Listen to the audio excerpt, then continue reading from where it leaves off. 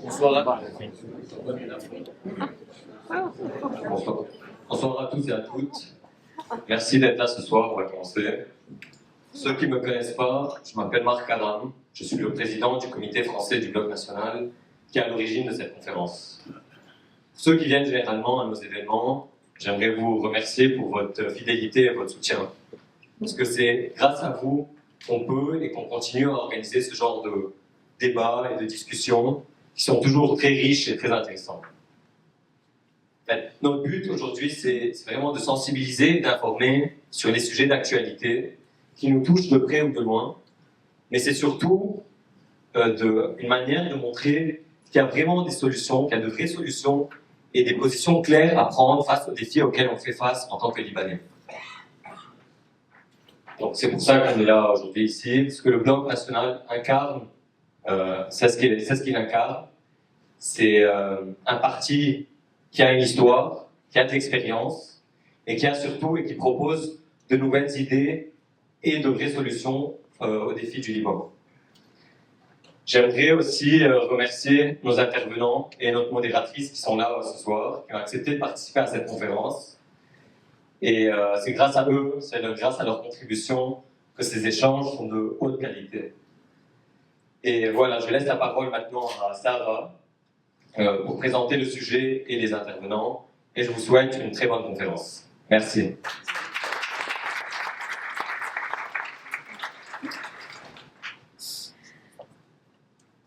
Alors, bonsoir à toutes et à tous. Merci d'être présents ce soir, aussi nombreux d'ailleurs.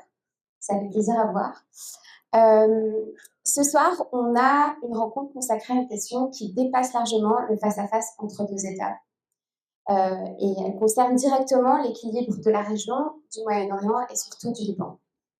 Depuis plusieurs mois, ça ne vous aura pas échappé, les tensions entre Washington et Téhéran connaissent une nouvelle montée en puissance. On a vu des menaces réciproques, des médiations régionales, des négociations indirectes, des frappes ponctuelles même, et un déploiement militaire. C'est une confrontation qui est aussi en permanence entre pression maximale et diplomatie contrainte. Donc rien n'est vraiment figé, mais rien n'est réellement apaisé non plus. Au-delà du duel Washington-Téhéran, on sait aussi qu'il y a des conséquences qui sont visibles. Ça ne vous aura pas échappé non plus que Israël se tient en alerte maximale. On a vu que Benjamin Netanyahou s'est rendu à Washington plus tôt que prévu la semaine dernière. Et c'est intéressant parce que cette rencontre-là a été menée de façon inhabituellement discrète. Et ça illustre bien la tension du moment, et on va en parler d'ailleurs à travers nos questions aujourd'hui. Mis à part Israël, on a les voisins régionaux, particulièrement les pays du Golfe, qui sont assez inquiets et qui n'aimeraient pas voir un conflit ouvert dans la région. Donc on va se poser la question de savoir quel est le seuil critique, quelle est la red line, comme on pourrait dire, et jusqu'où chacun de ces acteurs est prêt à aller, et en même temps, qui a vraiment intérêt aujourd'hui à éviter l'escalade.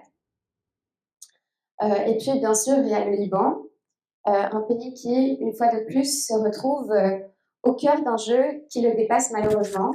Il y a la question du Hezbollah, de ses armes, de sa capacité réelle d'action aujourd'hui. Ça va être une question importante dont on va parler. Et de comprendre, est-ce que le Liban peut rester à l'écart d'un affrontement qui se joue autour de lui, ou bien est-ce qu'il va se retrouver, une fois de plus, être l'un des terrains indirects de cette confrontation. Donc, ce soir, l'objectif est de comprendre la logique des acteurs, les scénarios possibles, les rapports de force réels, et de répondre à cette question, cette interrogation centrale qui a donné son titre à notre rencontre. Sommes-nous à l'aube d'une recomposition majeure de la région, ou simplement dans une nouvelle phase d'une confrontation appelée à durer dans le temps? Cette conférence était vraiment passionnante à préparer, je ne vais pas vous le cacher, un peu compliquée aussi, parce que, comme vous le savez, la situation évolue quasiment d'heure en heure, pas plus tôt qu'aujourd'hui, pas plus tard qu'aujourd'hui plutôt. On sait qu'il y a eu un deuxième round de négociations qui s'est tenu à Genève, et j'espère qu'on va pouvoir éclairer un peu plus le sujet. Je vais introduire maintenant nos panélistes. Vous allez m'excuser, je pourrais faire couvrir vos biographies pendant de longues minutes, mais je vais essayer de rester assez succincte. Donc, on a Georges Macbruno. Merci d'être avec nous ce soir. Vous êtes spécialiste du Moyen-Orient et du conflit israélo-palestinien, grand reporter au C'est Figaro. vrai, ça? Vous avez été pris en otage en 2004 pendant plusieurs mois en Irak. Vous nous apporterez un éclairage nourri par des années de terrain et de suivi des dynamiques régionales. Nous avons aussi Joseph Maïla. Bonsoir et bienvenue. Bonsoir. Professeur de géopolitique à l'ESSEC et ancien directeur de la prospective au Quai d'Orsay. Vous nous aiderez à comprendre les enjeux de cette confrontation et les recompositions géostratégiques à l'œuvre. Et finalement, Michel Hello, secrétaire général du Bloc national libanais. Vous apporterez une lecture politique ancrée dans la réalité libanaise, les contraintes internes, les marges de manœuvre de l'État et ce que ces tensions régionales produisent concrètement sur la scène nationale. Donc, je vais passer sans plus tarder dans le cœur du débat. On va commencer par parler des scénarios et remettre un peu le tout dans son contexte. Ne vous inquiétez pas, je sais que le sujet est passionnant, vous allez probablement avoir pas mal de questions, donc il y aura un temps dédié à ça à la fin. Donc, je peux peut-être commencer directement par une question, Monsieur Malbruno, qui serait autour de est-ce que vous pourriez recontextualiser un peu, replacer où on en est, quels sont les enjeux immédiats et qu'est-ce qui est concrètement sur la table dans la discussion aujourd'hui? Okay. Bonsoir à tous, c'est un plaisir d'être devant vous. Alors concrètement, les enjeux immédiats, vous regardez comme moi, pas trop d'ailleurs moi, la télévision, parce que la française, je pense que c'est pas forcément une très bonne source d'information. Et l'enjeu immédiat, c'est de savoir effectivement s'il va y avoir une frappe américaine en Iran ou si les négociations vont permettre d'aboutir à un règlement justement diplomatique. Mon sentiment, c'est que Donald Trump ne veut pas d'une guerre longue, qu'il souhaiterait limiter, et il l'a dit, les négociations au nucléaire, hein, ce que souhaitent d'ailleurs les Iraniens, qui ne veulent pas, pour des raisons qu'on peut comprendre aussi, hein, parce que s'ils se défaussent du nucléaire, ils doivent garder, selon eux, des missiles balistiques pour se défendre. On a l'impression, il y a eu un deuxième round aujourd'hui, qui, d'après ce qu'on sait, c'est pas trop mal passé, et les Iraniens et les Américains vont échanger des documents pour approfondir et pour continuer la négociation. On est encore loin d'une percée diplomatique. Vous avez constaté que l'armada navale se met en place relativement lentement. Hein. Chaque jour ou presque, j'appelle un ami qui est basé à Abu Dhabi pour lui demander qu'est-ce qui se passe de nouveau. Il ne se passe rien, strictement rien sur le terrain. Ces négociations font suite, comme vous le savez, à cette répression terrible engagée par le régime iranien contre sa population, qui, on en reparlera probablement, là, le régime iranien s'est senti menacé, et je pense qu'il a eu de la chance, et d'ailleurs, on me l'a dit de sources iraniennes diplomatiques, que les États-Unis n'aient pas frappé les nuits du 8 au 9 et du 9 au 10, lorsque vous aviez plusieurs centaines de milliers de personnes qui partaient de la place Haftetir au centre de Téhéran pour aller vers la guidance, là où le guide n'est pas, mais où il y a quand même l'appareil d'État. Et s'il y avait eu des bombardements là, je pense que ça aurait été compliqué parce que on aurait probablement eu un effet de masse et peut-être la prise justement de la télévision, du Parlement, etc. Donc, il n'y a pas eu ça. Ensuite, le régime s'est senti menacé parce qu'il y avait, vous l'avez vu, beaucoup de monde dans la rue et a militarisé, a réprimé d'une manière absolument sanglante et sordide parce qu'il s'est senti menacé. C'est un régime qui est sophistiqué, que je connais bien, j'y vais depuis 29 ans, et qui a sophistiqué à un point tel la répression qu'il est capable, il l'a montré, d'éliminer ses opposants s'il le faut, et il l'a fait, même si je pense que le chiffre de 30 000 est un peu exagéré. Donc, voilà, on est dans cette perspective-là.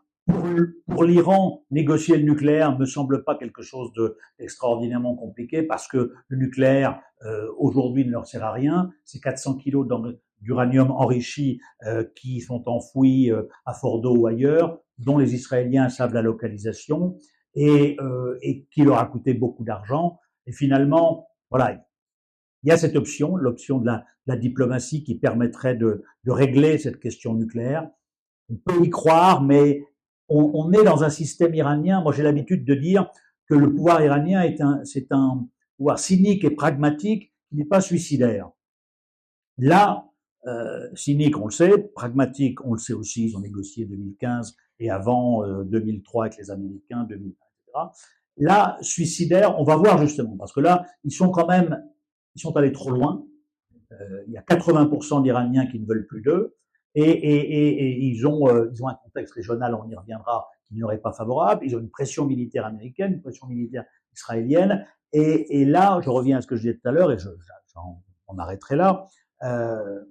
Voilà. Il y a en Iran des gens qui ont probablement essayé, d'ailleurs, au début janvier, de mettre un petit peu à l'écart le guide suprême et un certain nombre de personnes. C'est, je pense, le scénario que les Américains ont en tête, un petit peu. Ils n'y sont pas parvenus, mais voilà. Est-ce que le guide et toute sa clique autour n'a certainement pas envie de négocier, je pense, mais à un moment donné, quand même, se posera la question de la survie. Et jusqu'à maintenant, il n'était pas suicidaire. Là, s'il refuse de négocier, ne serait-ce que le nucléaire, ça pourrait se compliquer sérieusement pour le régime, et sa survie pourrait être engagée à moyen terme. Vous avez mentionné la question du nucléaire. Vous avez dit qu'aujourd'hui, pour l'Iran, c'est peut-être le point le plus facile à négocier, entre guillemets. Ça m'amène à ma prochaine question qui est, aujourd'hui, quels sont les non négociables? Parce qu'on entend pas mal de sujets. On entend le sujet nucléaire, le sujet balistique et le sujet des proxys. Joseph Maïla, est-ce que vous avez un point de vue là-dessus? Merci beaucoup de votre question. Toutes vos questions sont difficiles. Je vais prendre un peu de temps pour réfléchir, mais je voulais d'abord remercier le Bloc national qui me fait l'honneur de m'inviter pour la deuxième ou la troisième fois. La troisième fois. Alors j'ai demandé à Michel pourquoi mon adhésion au Bloc national n'avait pas été encore acquise. Il m'a dit que mon cas était encore en étude avant de me donner la carte. En tout cas, merci beaucoup. Alors, d'abord, je m'inscris tout à fait dans ce qui vient d'être dit. Je pense que Georges a fixé de manière extrêmement précise le contexte général de tout cela. Une négociation, en principe, effectivement, oui, il y a de l'écho. Dans une négociation, il y a moins d'écho comme ça. Dans une négociation, il y a effectivement ce que l'on met sur la table et les questions pour lesquelles on vient, parce qu'il y a des questions que l'on peut écarter.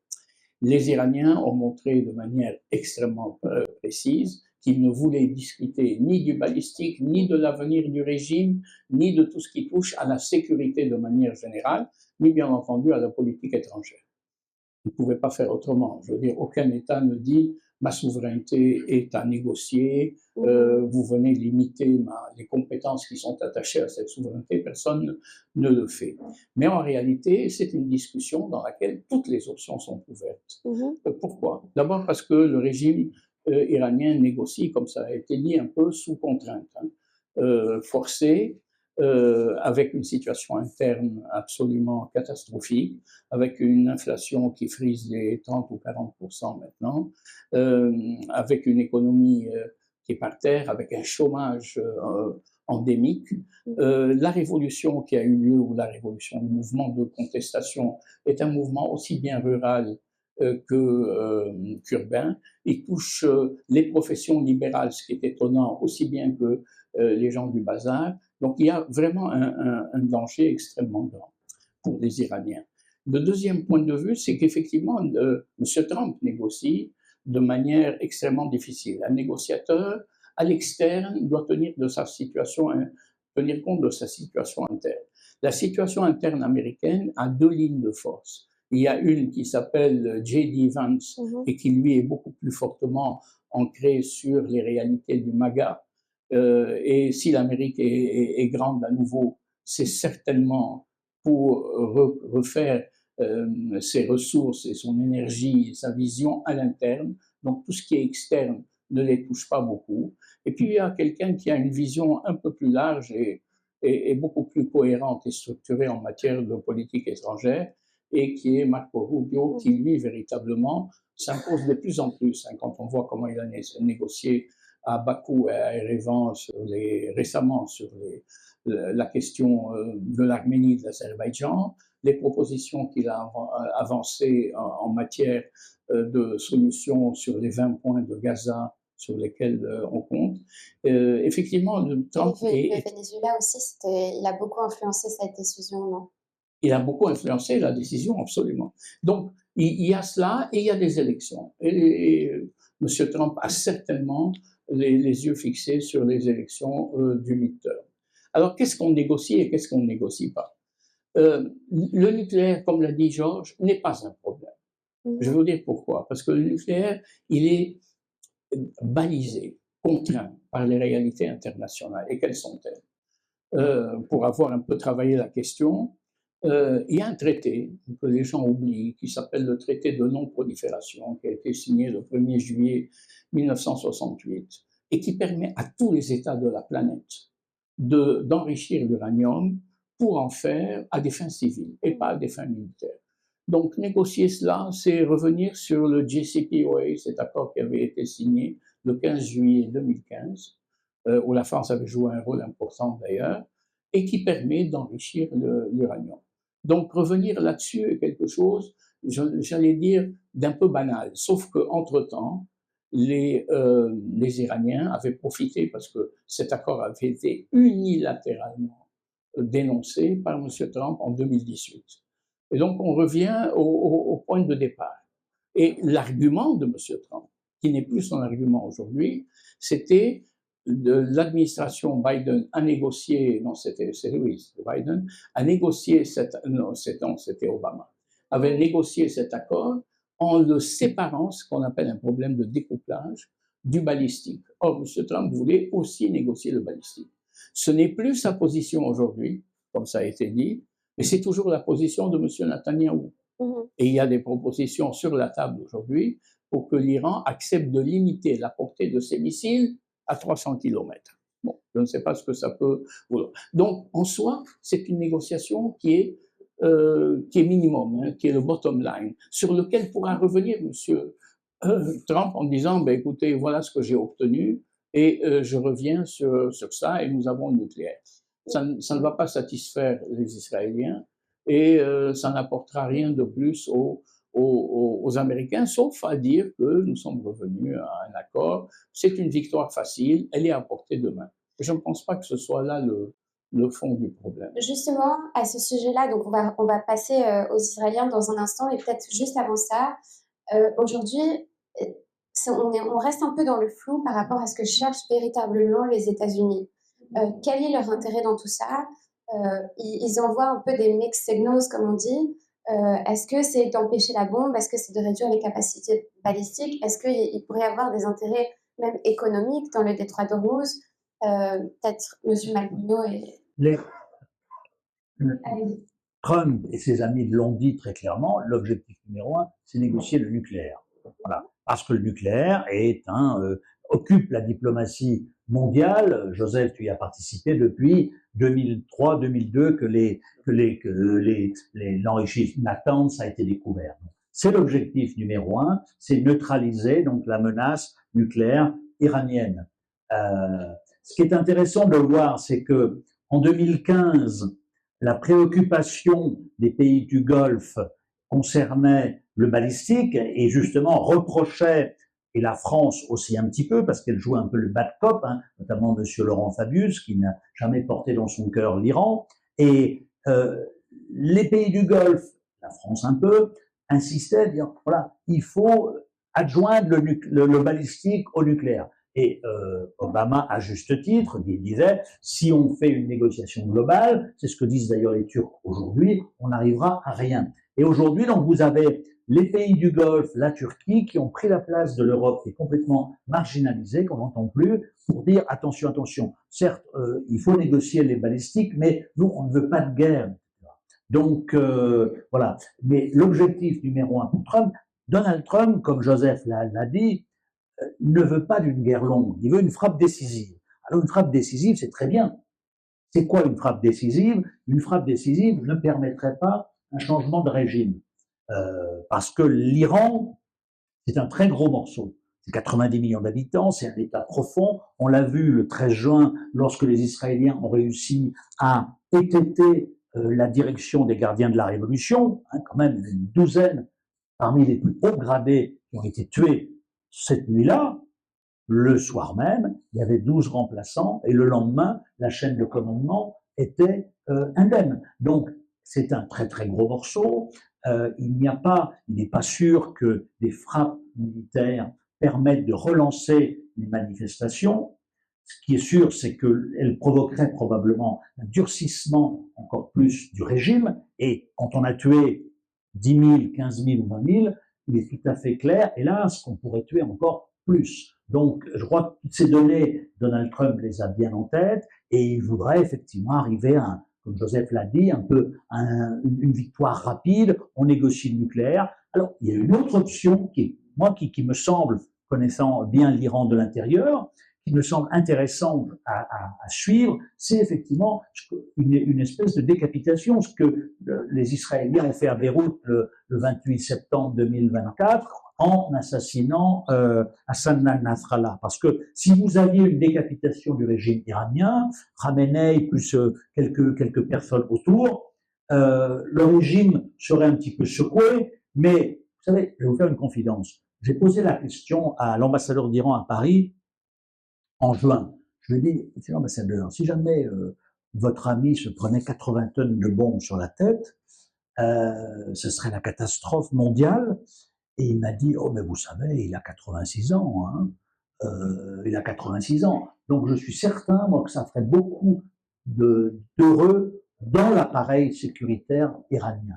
Donc, bon, on n'en est pas là encore, mais ça pourrait être une des options, justement, qui permettrait à Trump d'avoir un trophée, qui permettrait aux manifestants de dire, bah, ils pourraient plus scander Marba le dictateur, parce que le dictateur serait mort. Voilà. Je ne sais pas si ça se passait, mais ça fait partie des scénarios qui sont envisagés. Merci. Michel, Michel, quelque chose à rajouter? priorité. Je te reviens tout de suite, Joe. Dès qu'on accepte ton adhésion au bloc national. Concernant les États-Unis, moi je pense qu'il y a plusieurs facteurs. Il y a d'abord un intérêt sécuritaire, évidemment, puisque pour eux, l'Iran, c'est un danger pour leur allié principal dans le monde qui est Israël. Il y a un enjeu diplomatique, qui est toute la question de leur relation maintenant avec les pays du Golfe, les pays de la région, la Turquie, le Qatar, l'Arabie Saoudite, qui sont tous en train de lobbyer contre une agression, contre la chute du régime aujourd'hui. Il y a des enjeux économiques qui sont à peu près les mêmes que ce qu'il y a eu au Venezuela, parce qu'il y a le sujet aussi de la capacité, le droit des entreprises américaines à exploiter du pétrole en Iran, qui avait été refusé dans le JCPOA en 2015-2016, qui voudrait aujourd'hui donc le pétrole et les minerais iraniens, parce qu'il y a toute la question de lutter contre l'influence chinoise en Iran, de la même manière qu'ils ont fait ça au Venezuela, parce qu'au Venezuela, il faut savoir que les défenses antiaériennes de l'État vénézuélien étaient chinoises, et le pétrole était principalement utilisé par l'Iran et par la Chine, enfin, par des alliés, notamment par la Chine. Donc, c'est aussi une lutte d'influence contre la Chine que les États-Unis sont en train de mener en Iran. Et la dernière chose, c'est l'enjeu de politique intérieure dont Joe a parlé un peu. Il y a des midterms bientôt. Il y a un énorme affrontement au sein du camp républicain entre le camp autarcique isolationniste de J.D. Vance, qui veut pas de guerre, qui veut Charlie Kirk, etc., qui veulent pas rentrer dans de nouvelles guerres d'ex-néocons, donc les néolibéraux de l'époque de la guerre d'Irak, etc. Et une ligne qui est beaucoup plus néolibérale, qui est celle de Marco Rubio, comme on en parlait. Donc, je pense qu'il y a tous ces enjeux-là qui s'entremêlent dans la décision américaine. Et effectivement, Trump n'a pas le luxe de rentrer dans un régime change du style irakien et de s'embourber dans un conflit iranien. Ça serait la catastrophe pour lui d'un point de vue électoral aux midterms. Mais j'aimerais revenir, prendre un petit pas de recul rapidement et revenir un peu aux enjeux en deux mots. Et là, je vais me permettre de donner mon opinion parce que nous, on est au Liban, sur le terrain, depuis maintenant bientôt 10 ans en politique. Ça fait 7-8 ans qu'on a relancé le bloc national. Moi, je pense que ce qui s'est passé aujourd'hui, et on vient d'avoir des news qui sont sorties il y a quelques heures, c'est une mauvaise nouvelle. Fadi me demandait, est-ce qu'on a de bonnes nouvelles à raconter? Aujourd'hui, ce qu'on a lu dans la presse, je pense que c'est une mauvaise nouvelle. tout simplement parce qu'il y a eu des négociations qui se sont rouvertes là, donc à Oman et à Genève. Tout d'abord, les négociations sont limitées uniquement au nucléaire, ce qui, je pense, est catastrophique pour nous. Et pour nous, Libanais, là, we have skin in the game, nous, on est directement touchés par ce qui se passe. Et de deux, parce qu'ils viennent d'annoncer là que le résultat de ce premier round de négociation était positif et que ça s'était plutôt bien passé et qu'ils sont arrivés à une forme de cadre de négociation. Alors, c'est évidemment très préliminaire, mais il faut aussi savoir que pendant ces négociations, le guide suprême a publié, enfin a communiqué en disant personne ne touche ni à nos milices, ni à nos missiles balistiques, ni même à notre droit d'enrichir de l'uranium. Donc ça veut dire que, et malgré cette déclaration, ils sont sortis quelques heures après en disant les négociations sont bien passées. Donc je pense qu'on part sur de très mauvaises bases parce qu'on est en train de répéter, dans ce cas-là, comme on vient de le dire, le JCPOA, l'accord de 2015, qui a été dramatique pour la région et pour le Liban en particulier. Cet accord-là, finalement, a permis à tout simplement à Hezbollah d'imposer son emprise sur l'État libanais, sur la politique libanaise, sur la société libanaise, à travers un financement massif, puisqu'il y a eu plein de sanctions qui ont été levées, et ça a été l'âge d'or du réseau de milices régionales iranien, et ça, pour nous, c'est catastrophique. Peut-être une question par rapport à ça. On ne peut pas parler du Hezbollah sans parler d'Israël. Aujourd'hui, si on pense aux intérêts d'Israël, on a commencé à en parler, mais je vais tricher un peu et poser deux questions en une. Donc, quels sont les intérêts prioritaires d'Israël aujourd'hui? Mais surtout, si les intérêts prioritaires, mais surtout si un accord ne leur convenait pas à Israël aujourd'hui, à quoi serait-il prêt et pourrait-il intervenir sans nécessairement être aligné avec les États-Unis là-dessus? Joseph Mella, est-ce que vous avez un point de vue? Oui, alors je vais répondre à votre question, mais deux précisions pour tempérer un peu le pessimisme du secrétaire général. Le premier, c'est que les accords sur le nucléaire sont appuyés par l'ensemble de la communauté internationale. Tout le monde est d'accord là-dessus, c'est une résolution du Conseil de sécurité. Donc il y a une approbation de ce que fait M. Trump de la part des Européens et de la part des Russes et de la part des Chinois. Il ne faut pas l'oublier. Donc, pourquoi? Simplement parce que quand la résolution a été votée en 2015 pour appuyer le JCPOA, l'idée était que finalement, on allait empêcher la nucléarisation de ce point de vue de l'ensemble de la région. Il est inacceptable, impensable pour les Turcs de laisser les Iraniens avoir une bombe ou passer au nucléaire militaire sans qu'ils réagissent. L'Égypte est dans le même sens. L'Arabie saoudite ne le dit pas comme ça, mais est prête à engager un programme de nucléarisation civile. Mais voilà, tout le monde se met au nucléaire, c'est une catastrophe. Personne n'en veut. Et le Conseil de sécurité est le garant de l'accord de 2015, ce qu'on appelle l'accord des 5+1. 5 permanents du Conseil de sécurité, plus l'Allemagne, puisque l'Allemagne avait aidé à cette technologie. Il y a les 408 kilos d'uranium enrichi qui, dans le JCPOA, on les avait transportés chez les Russes. Et donc, on peut les transférer à nouveau chez les Russes. Et si vous notez sur le plan international, c'est un silence chinois et un silence russe sur la négociation. Alors, le seul problème, c'est que M. Trump a écarté les Européens, alors qu'il aurait pu, dans le cadre des 5+1, les associer. Donc ça, c'est pour le premier point.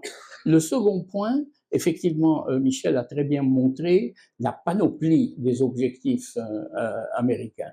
Il y a le nucléaire, Georges avait insisté là-dessus, et il y a les accords d'Abraham. C'est-à-dire que Trump 2 va faire la jonction avec Trump 1. Les accords de septembre 2020, où la déclaration de cette politique continue. Et on ne peut comprendre la cohérence, difficile à comprendre, la cohérence de la politique étrangère de Trump, que si on la met dans ce cadre général et qui est la sécurisation du Moyen-Orient par la normalisation. Ça fait les intérêts d'Israël, ça fait les intérêts des Américains, parce que les Américains considèrent que le Moyen-Orient n'est plus intéressant pour eux, il n'est pas, parce que ce sont des exportateurs nets d'énergie Ils produisent eux-mêmes du pétrole. Ils n'ont plus besoin de garantir la sortie par le détroit d'Ormuz. Au contraire, les Chinois sont dépendants à 60% du détroit d'Ormuz. Les Japonais à 85%. Mais qu'est-ce qui embête les Américains dans cette affaire alors qu'ils pouvaient laisser tomber? Il y a eu la politique du pivot de M. Obama en 2015 qui a dit maintenant, moi, c'est la Chine qui m'intéresse. Et les Américains ont pivoté. Donc, qu'est-ce qu'ils considèrent effectivement que le Proche-Orient est un piège permanent. Et que ce piège peut à n'importe quel moment exploser de nouveau où les États-Unis pourraient se faire. Donc, leur approche est plutôt de type sécuritaire. Ils veulent dégoupiller la bombe à retardement. Ils veulent empêcher que ça. Mais ils n'ont plus d'intérêt stratégique américain à proprement parler, sauf à vendre des armes, des avions, des bateaux, devenir des prédateurs, se faire offrir des cadeaux par le Golfe. Ça les intéresse beaucoup. Deuxième point, avec les États-Unis, ce qu'on a inventé aujourd'hui, c'est une stratégie d'intervention absolument extraordinaire. D'habitude, quand l'Amérique intervenait, elle changeait les régimes. Et c'est Michel qui a parlé, il n'y a pas de logique de régime change. Donc d'habitude, les Américains, que ce soit en Amérique du Sud ou ailleurs, changer les régimes, que ce soit au Vietnam ou ailleurs. Bon, aujourd'hui, ils ne veulent pas changer le régime. Ce qui intéresse M. Trump, c'est le marché. Tout le marché, et qu'importe le régime. M. Maduro est parti parce qu'il était narcotrafiquant, c'est ça l'accusation officielle. Mais que le régime ne change pas, ça ne nous intéresse pas tant que nous passons des accords avec eux sur le pétrole. On ne se rend pas compte combien l'Amérique a pris ses distances vis-à-vis d'Israël. Les Américains ont négocié directement avec le Hamas pour la libération de l'otage, notamment américain. Et ça irrite grandement M. Trump. Donc, quelle est la logique? La logique, c'est je n'interviens pas parce que je ne veux pas m'enliser, je n'interviens pas parce que je ne veux pas changer le régime politique, parce que ça, on a vu la guerre du Golfe et la guerre d'Afghanistan. Mais plus que ça, la guerre d'Irak, la seconde guerre contre Saddam Hussein, a été calamiteuse. Les États-Unis ont dépensé 3,5 trillions, 3 000 milliards pour ces deux guerres, de l'attaque contre les Twin Towers au retrait du 15 août d'Afghanistan. Donc c'est énorme. Donc c'est une stratégie, moi, qui me semble absolument incroyable. Je ne sais pas comment elle peut tenir. Moi, je fais des accords économiques. Grand bien vous fasse. Vous voulez être des dictateurs chez vous, c'est formidable. Je ne vais pas changer votre régime. Donc, ce qu'on a changé avec Trump, c'est ce qu'on appelait l'impérialisme démocratique. Trump, Reagan intervenait en disant, mais vous allez voir, ça va être la contagion démocratique. Saddam va tomber, puis Bachar tombera, puis le Proche-Orient sera démocratique. Aujourd'hui, on a une Amérique affaiblie économiquement, qui ne veut pas s'enliser dans des guerres. Donc, moi, j'ai appelé ça un interventionnisme de découplage. Le politique, c'est une chose, l'économie, c'est autre chose. Combien de temps ça peut tenir? Je soutiens le régime on va revenir à la question de Bachar, de Farouk,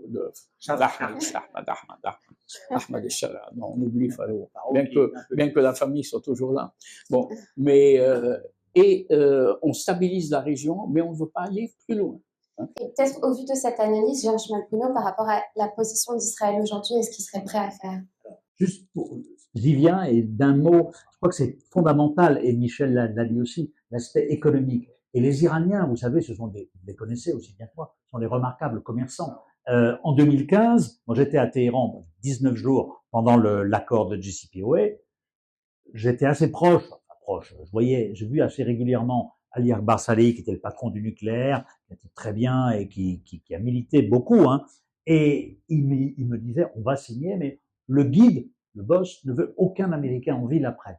Cette fois-ci, c'est nouveau. Arakchi, il y a, je sais pas, avant la guerre de 12 jours, avait signé une tribune dans le Washington Post en disant les businessmen américains, il disait pas Alan Wassalam parce qu'il n'est pas arabe, mais il disait sont les bienvenus. Et la dernière fois que je l'ai vu encore, je lui ai demandé, il m'a dit oui, on est prêt.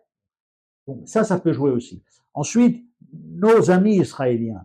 Depuis le 7 octobre, la stratégie de Benjamin Netanyahou, c'est de redéfinir son environnement régional proche pour qu'il n'y ait plus de nouveau 7 octobre. Donc, ça a commencé pas forcément par chez vous. Le sud Liban, on rase et on en fait je ne sais pas quoi. Hein.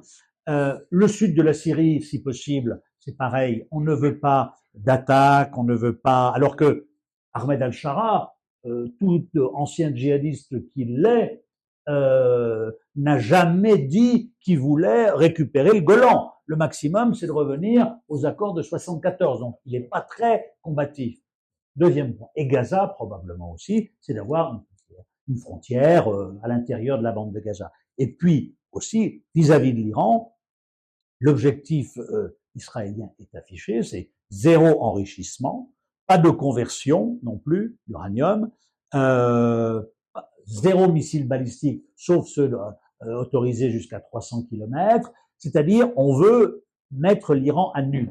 Et donc, je pense que là, ces objectifs sont maximalistes. D'ailleurs, chez vous, Benyamin Netanyahou est le meilleur allié du Hezbollah. Quand on va se promener au sud Liban, on voit bien que quand vous occupez 5 positions, vous légitimez la résistance du Hezbollah. Quand on parle à certains responsables libanais qui sont pourtant pas anti-israéliens, ils vous disent je peux pas, etc. Bon, donc ça, c'est cette politique de Benyamin Netanyahou qui est une politique qui a remporté des succès tactiques, mais qui n'a pas de stratégie. Et vis-à-vis de l'Iran, c'est effectivement profiter d'un affaiblissement. Je suis pas sûr que les Israéliens veuillent vraiment un changement de régime. Les Israéliens veulent un affaiblissement considérable du régime iranien parce que le chaos après une chute des mollahs, si on a aimé l'après Saddam Hussein à Bagdad, on va adorer l'après Khamenei en Iran. 90 millions d'habitants. Il faut quand même rappeler que, à l'issue des élections présidentielles, systématiquement, et notamment les dernières, le candidat, je dirais, issu du système pur jus, Saad Jalili, a eu 13 millions de voix. 13 millions de voix, ça veut dire qu'il y a quand même, alors il y en a 2 bons tiers, je pense, qui sont des affidés, qui sont simplement peut-être payés, etc. Mais il y en a au moins 2-3 millions qui sont prêts à se battre, les armes à la main, pour protéger, pour continuer ce régime. Donc, la chute du régime des mollahs, c'est bien pour ça, y compris à Paris. À Paris, et pourtant, Dieu sait, Joseph l'a vu et l'a vécu au Quai d'Orsay, la France a toujours été ce que les diplomates américains disaient en 2010 dans un télégramme, à la pointe du glaive sur le nucléaire. On a toujours, il y a un fond très anti-iranien en France parce qu'on est focalisé sur le nucléaire, parce qu'il y a au Quai d'Orsay une dominante des affaires stratégiques, etc. Aujourd'hui, la position française, c'est de dire nous, on ne veut pas de changement de régime parce qu'on on ne sait pas, et ils n'ont pas tout à fait tort, parce que l'Iran est un très gros morceau, qu'il y a des différentes communautés, il pourrait y avoir ensuite des tentations sécessionnistes, et puis il n'y a pas de perspective, il n'y a pas de perspective. Quand on voit à quel point Reza Pahlavi, que je connais et que je connais l'Iran aussi, et qui depuis 25 ans que j'y vais, n'avait très peu de popularité. Aujourd'hui, faute de personnages, faute de mieux, eh bien on se raccroche à Reza Pahlavi qui n'est pas un personnage charismatique, dont les sympathisants se comportent. Regardez ce qu'ils font à l'égard des journalistes de la diaspora iranienne et à l'égard d'autres journalistes. Si vous n'êtes pas de leur avis, eh bien vous êtes combattus, vous êtes vilipendés, etc. Donc ça augure mal de la suite. Donc pour toutes ces raisons, mais enfin, comme 80% d'Iraniens ne veulent plus entendre parler de leur régime, ils se raccrochent à cette figure-là. Donc pour les Israéliens, affaiblissement du régime et effectivement, je pense que la question que soulevait Michel, c'est important. Effectivement, les proxys, vous savez, les proxys. Alors, vous avez le Hezbollah au Liban qui est encore quand même qui est encore là. Hein. En Syrie, il n'y a plus rien. Le Yémen, c'est un proxy qui s'est autonomisé. Je pense que si l'Iran coupait le cordon, les Houthis pourraient vivre leur propre vie. Il y a l'Irak encore, qui constitue pour l'Iran un peu le dernier terrain de jeu. Mais je pense que dans le cadre il y aura forcément, à l'issue de cette répression et de cette révolution, je pense qu'il y aura une transition en Iran. il y aura, je ne pense pas qu'il y ait un changement de régime à court terme, je peux me tromper, mais à court terme, je vois plus une transition justement à l'intérieur du système. Et je ne suis pas sûr, justement, on parlait de Hassan Rouhani tout à l'heure, et d'un certain nombre de gens pragmatiques. Et je reviens à ce que je disais tout à l'heure, régime non suicidaire. Et aujourd'hui, ils se rendent bien compte que le Hezbollah, qu'est-ce qu'ils ont fait en 2024 pour aller soutenir le Hezbollah? Iran? Rien. Les chiites libanais, vous savez mieux que moi, étaient furieux. Eh bien, ces gens-là, Rouhani et d'autres, à un moment ou à un autre, en échange de la survie du système, eh bien, ils seraient probablement amenés à réduire leur influence. Et je pense que pour vous, le Hezbollah, c'est dans le cadre d'une négociation politique que son sort pourrait être joué. On va passer à la question des proxys dans un instant, mais je pense que Michel, vous voulez rebondir sur la question israélienne. Et Monsieur Malbruno vient d'ouvrir la question des proxys, donc je pense que c'est un sujet important. Vous disiez, Georges, qu'il n'y a pas de perspective dans le changement de régime. Il n'y a pas de perspective claire, il n'y a pas de succession claire, parce que il n'y a pas d'opposition unifiée, parce que le Shah n'est pas assez populaire, puis que c'est aussi c'est le passé, le Shah aussi, donc c'est sûr que c'est compliqué. D'un autre côté, il n'y a pas de perspective non plus dans le régime actuel. Je pense que c'est important de dire ça, c'est-à-dire que c'est quand même un régime qui a prouvé qu'il n'était pas viable, qui a prouvé que son idéologie était complètement calcifiée dans cette révolution de 79 qui n'a plus aucun sens, qui est un régime qui est principalement là pour préserver ses intérêts économiques et financiers, pour écraser son peuple. On en parlait juste maintenant, mais on parle de 15 à 30 000 morts en 2 semaines.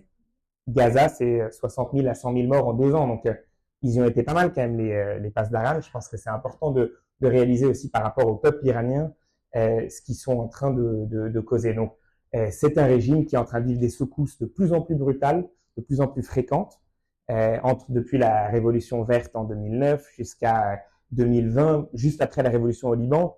Nous, pendant notre révolution, ce qu'on avait appelé notre révolution, il y a eu un mort fait par hasard. C'est pas quelqu'un qui a été tué par les forces de sécurité. En Irak, en même temps, ils ont aussi fait face, les manifestants, aux milices pro-iraniennes. Il y a eu 400 morts en 2 semaines. La même période, en Iran, il y avait eu 1500 morts en 2 jours. Ils avaient coupé l'Internet. Ça, c'était 2020. Puis, il y a eu Mahsa Amini, les manifestations plutôt féministes liées à la mort de cette étudiante kurde. Et puis ensuite, il y a eu ce qui s'est passé là. Donc, tout simplement pour dire que ce régime-là n'est pas viable et que un jour ou l'autre, ça va finir par s'écrouler. Maintenant, comment, de quelle manière? Évidemment, c'est très compliqué. Et on voit bien que le paradoxe, c'est que des régimes comme l'Arabie Saoudite avaient poussé en 2015, quand Mohammed Ben Salman avait accusé Khamenei d'être un mini-Hitler. Aujourd'hui, il est en train de défendre le régime en disant qu'il n'a pas envie de voir la chute de ce régime parce qu'évidemment, ça va créer le chaos. Moi, je pense que ça pose aussi une question un peu plus philosophique ou éthique, qui est aussi quel est le bon usage de la force, parce que certes, on n'a pas envie d'un chaos total dans un pays de 90 millions d'habitants, qui est compliqué, où il y a 60% de personnes ethniquement perses, mais il y a aussi beaucoup de minorités, des Arabes, des Baloutches, des Arméniens, des Azéris, etc. Donc, ce sera très compliqué à gérer. Mais on n'a pas non plus envie de ce régime-là et que ce régime-là continue à écraser son peuple et à affecter la région de cette manière pendant encore des années. Donc, je pense que c'est un énorme sujet. Et je rebondis sur le dernier point que vous avez évoqué, Georges, qui est la question du Hezbollah. Il faudra une négociation politique avec le Hezbollah. Je pense que c'est une question très sensible et assez compliquée. Et en fait, il faut quand même que l'État, et ça, j'en suis de plus en plus convaincu, et plus on passe du temps au Liban en politique, plus j'y crois. Et c'est ce que notamment beaucoup de membres de l'opposition chiite vous diront, si on peut appeler cette opposition chiite, si on peut appeler ces gens-là comme ça.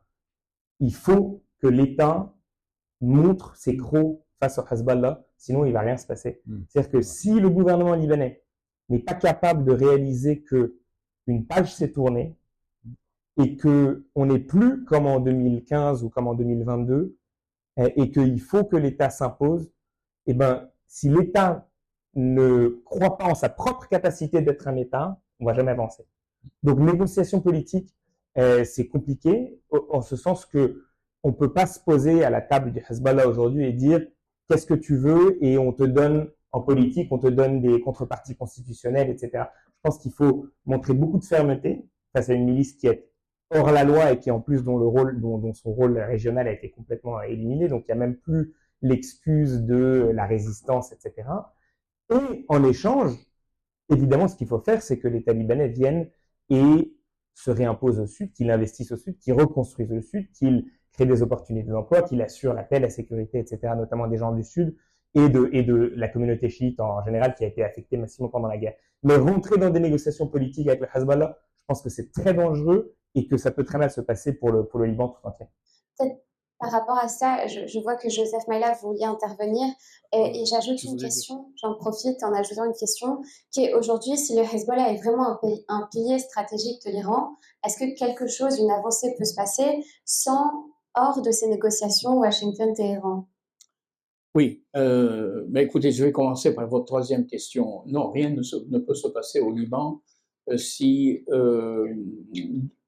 il faut attendre la négociation irano-américaine. Je pense qu'il ne faut pas se faire d'illusions sur la capacité d'autonomie stratégique du Hezbollah. Il n'en a pas. Il est affaibli sur le plan des moyens, ça ne veut pas dire qu'il est totalement affaibli, mais il ne prendra pas de décision en dehors du cadre de la concertation iranienne. Donc, cela nous intéresse au premier chef. Moi, ce qui me gêne, puisque je vais aborder un peu la politique libanaise, c'est que nous avons un accord qui est la 1701, qui prévoit effectivement qu'il y a un Liban Sud et qu'il y a quelque chose qui s'appelle le Sud du Litanie. Mais plus je suis la politique libanaise, plus j'angoisse, parce que on nous dit vous parlez du Liban Sud, vous parlez du Liban entre le Litani et l'Awali, ou vous parlez du Liban Nord? Non, mais la Beka, c'est autre chose. Combien de Liban? On a régionalisé le Liban. Il faut tenir un discours complet. Le Liban, c'est tout le Liban. La sécurité, c'est tout le Liban. C'est vrai que sur un plan de droit international, nous sommes concernés par une résolution qui fixe les choses au niveau du sud de Litanie, dans un premier temps, etc. Mais il y a toutes les autres résolutions qui permettent de faire l'unité. Je pense que l'État libanais s'est peut-être fait piéger par ce discours. Le sud, ok, le nord, non. Et on est entré dans cette idée qu'au fond, on pouvait isoler. Il y a des isolats stratégiques au Liban. Ça, il ne faut pas l'accepter. Hein. Et là, je suis pour effectivement la politique de fermeté que vient d'évoquer Michel, mais une fermeté de la vision, de la cohésion dans le discours. Après, s'il faut affronter le Hezbollah par les armes, personnellement, je serais plus prudent. Et je suis entièrement d'accord avec la stratégie du chef de l'armée aujourd'hui, qui fait son chemin sans provocation, sans déclaration. Il n'entre pas dans le débat. Heureusement, il ne peut pas rentrer dans le débat, mais il avance. Hein. Il ne dit pas « j'ai enlevé 80 ». Il avance doucement. Il avance doucement, mais il avance. Hein. Mais il n'entre pas dans la politique, dans la polémique politique. La seconde question, moi je voudrais poser la question qui me gêne aujourd'hui, ou non, qui me gêne pas, qui me rend un peu perplexe. Est-ce que Israël et les États-Unis ont la même, puisque vous avez posé des questions est-ce qu'elles ont la même politique? Est-ce que les Américains et les Israéliens sont sur la même longueur d'onde? Ils ont appuyé Israël de manière absolument extraordinaire, ce qui a permis aussi, ça c'est la donnée fondamentale stratégique. Israël a réussi en 2 ans, et je ne le dis pas avec admiration, mais je le dis avec le constat du professeur de sciences politiques, à faire ce que aucune armée au monde n'est capable de faire la guerre sur 7 fronts, hein, et avec une armée de conscription. Et de conscrits, hein. Ceux qui se battent, 65% de ceux qui sont morts ont entre 18 et 25 ans. Les autres sont des réservistes. Pendant 2 ans. Alors que notre entendement disait, non, l'armée israélienne ne peut faire des guerres que sur une période extrêmement courte.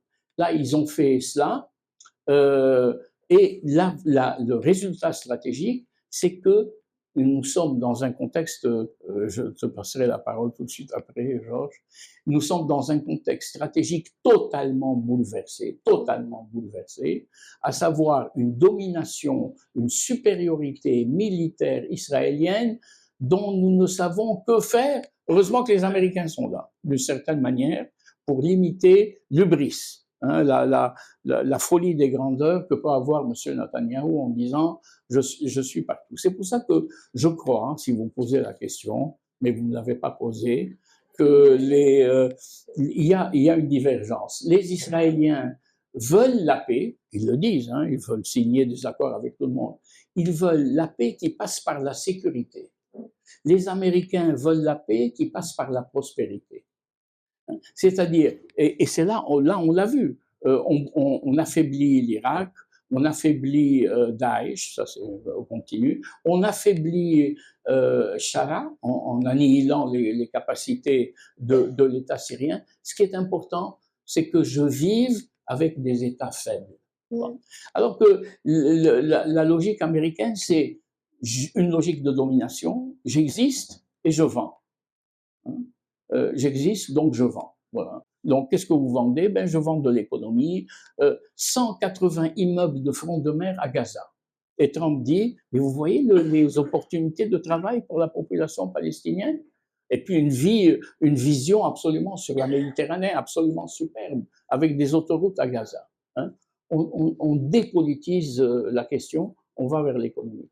Donc, et Netanyahou a l'intelligence de se taire. Netanyahou a compris la leçon faite à Zelensky. Il s'agit de ne pas confronter, de ne pas s'opposer à M. Trump en attendant que ça passe.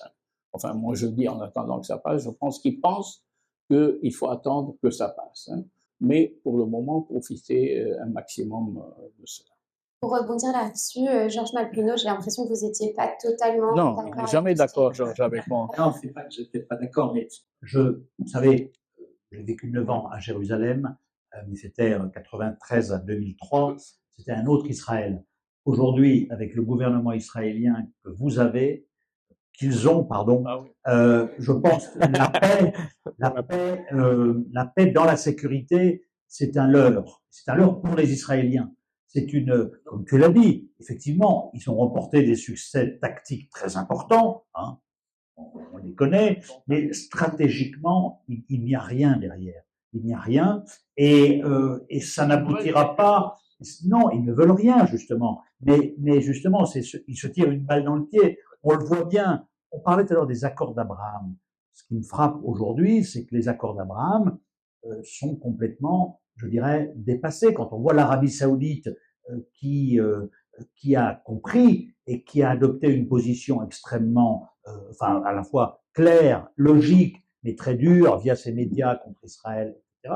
Je veux dire, l'Arabie Saoudite, elle est prête demain, hein, aujourd'hui même, ou demain matin, à signer les accords d'Abraham, mais il faut qu'il y ait un État palestinien. Et là, donc, avec ce gouvernement israélien, il n'y aura pas d'État palestinien. Donc, je crois que c'est un échec. Ce gouvernement israélien se tire une balle dans le pied. On le voit bien, ce qui se passe en Cisjordanie avec une espèce d'annexion rampante.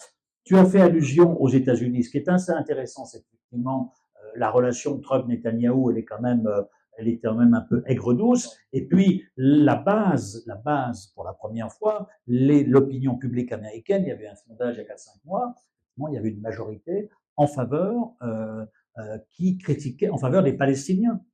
En faveur des Palestiniens. Et ça, c'est quand même une révolution aux États-Unis. Donc, je pense que ce qu'il faut souhaiter pour les Israéliens et pour vous, c'est qu'il y ait demain ou après-demain plutôt un gouvernement israélien qui redevienne un petit peu plus, je dirais, réaliste. Mais je n'en suis pas du tout certain parce que, comme tu l'as dit, il y a l'hubris et puis il y a une droitisation de la société israélienne qui fait que voilà, on parle, il n'y a plus de territoire occupé puisque la Cisjordanie, c'est pas occupé puisque c'est la Judée-Samarie. Donc pourquoi négocier un territoire que nous n'occupons pas puisqu'il nous appartient? Mais c'est une illusion parce que on le voit bien, ils ont remporté des succès tactiques très importants, mais à Gaza, prenons Gaza, le Hamas, il est toujours là. Alors certes, Ils ont perdu 15 000 combattants aguerris, etc. Mais aujourd'hui, ils ont toujours 20 000 combattants parce qu'ils ont recruté. Aujourd'hui, qu'est-ce qu'ils font? Le comité technocratique qui doit gérer Gaza, etc. Que fait le Hamas? Il recrute des gens civils pour aller justement dans ce comité et pour contrôler behind the scene ce comité. Le désarmement du Hamas. Le Hamas n'a pratiquement plus d'armes lourdes, pratiquement plus d'explosifs. Ils ont quelques Kalachnikov, encore pas mal. Mais ils sont toujours là. Donc finalement, et c'est là, Netanyahou, vous savez, au Moyen-Orient, on a toujours besoin d'un ennemi. Netanyahou a besoin du Hamas. Et le Hamas a besoin de Netanyahou. S'il n'y a plus de Hamas, s'il n'y a plus de Hamas, il y a l'autorité palestinienne. Netanyahou l'avait dit en 2019. Je favorise le Hamas pour affaiblir l'autorité palestinienne pour qu'il n'y ait pas deux États.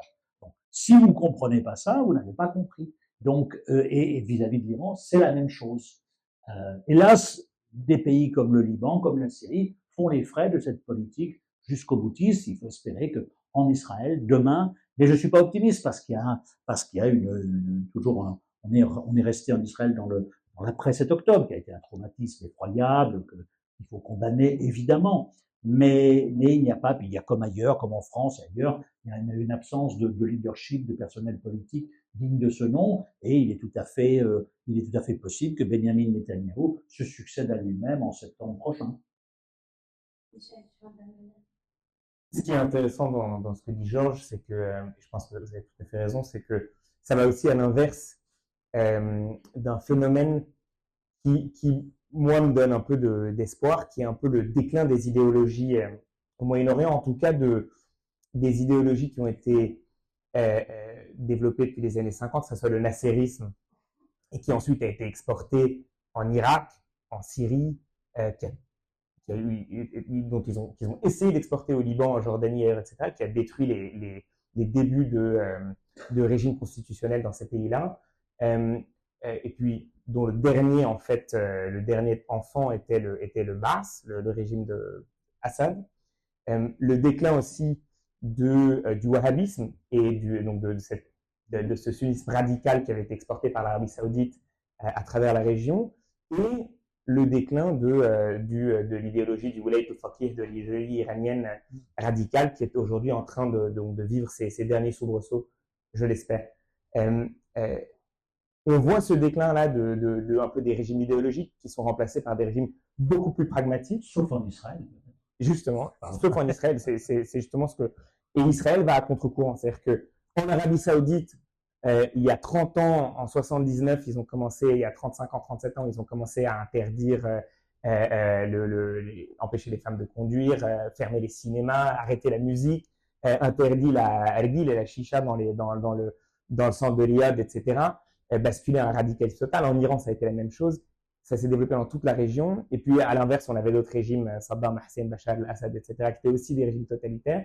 Et là, on a eu un reflux avec MBS, avec Shara en Syrie. Shara, on aime ou on n'aime pas, mais le type est extrêmement pragmatique. Jusqu'à maintenant, il arrive et il gère avec beaucoup d'intelligence, je trouve, sa diplomatie, dans la force et dans le sang. On a vu aussi ce qui s'est passé avec les Alaouites, avec les Druzes, mais globalement, il a réussi à bien s'entendre avec tout le monde. Des Israéliens aux Américains, en passant par les Saoudiens, les Turcs, les Qataris, les Libanais, globalement. Donc, il s'en sort extrêmement bien. Et donc, tout ça, c'est des régimes de plus en plus pragmatiques. Le seul pays qui fait le chemin inverse et qui va vers un fanatisme débridé aujourd'hui, c'est Israël. Et ça risque de nous coûter cher parce que ça va être de plus en plus dur de négocier leur départ du Sud, qui doit être évidemment un impératif pour nous dans n'importe quel scénario de négociation avec les Israéliens. C'est pour ça aussi que je pense qu'il faut qu'on aille le plus vite possible pour finir du désarmement et pour être en position où les Américains, les Saoudiens nous soutiennent pour pouvoir négocier un départ des Israéliens et la fin des agressions. Ce que les Syriens ont réussi en partie à faire, évidemment pas complètement, parce qu'il y a encore le sud de la Syrie est encore occupé, mais Israël ne bombarde plus la Syrie comme ils l'ont fait pendant les 10 dernières années. Parce qu'il n'y a plus rien à bombarder. Je peux réagir. D'abord, je voudrais féliciter Michel, parce que je constate que le Bloc national devient... J'apprends des meilleurs. non, est devenu un think tank. Hein. Par exemple, la réflexion sur les idéologies qui ont disparu, elle est extrêmement pertinente. Hein. Le nasserisme n'existe plus, le wahhabisme, ancienne manière, n'existe plus, le Baas, on n'en parle pas, la Wilayat Faqih, elle n'a pas de très beaux jours en face d'elle. Mais, Michel, moi, je mettrais un bémol. D'abord, le Liban... On est un parti démocratique. Donc Oui, non, mais deux points. Le Liban est devenu le plus grand musée au monde des idéologies mortes. C'est là où vous trouvez des marxistes, des communistes, des partisans de la Grande Syrie. Hein. Donc, bon, mais c'est vrai qu'il y a un côté folklorique. Deuxièmement, est-ce qu'il faut se réjouir de cela? Bien entendu, on doit se réjouir de la disparition des idéologies totalitaires. Mais attention, par quoi on les remplace? Si c'est aujourd'hui par du néolibéralisme, moi ça me fait peur. Est-ce que consommer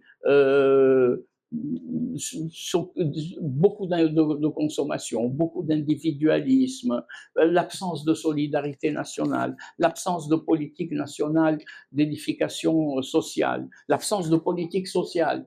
Moi, oui, juste 2 secondes et je termine, mais tu pourras bien sûr commenter puisque le think tank est là et donc je pense qu'il va encore plus produire des idées.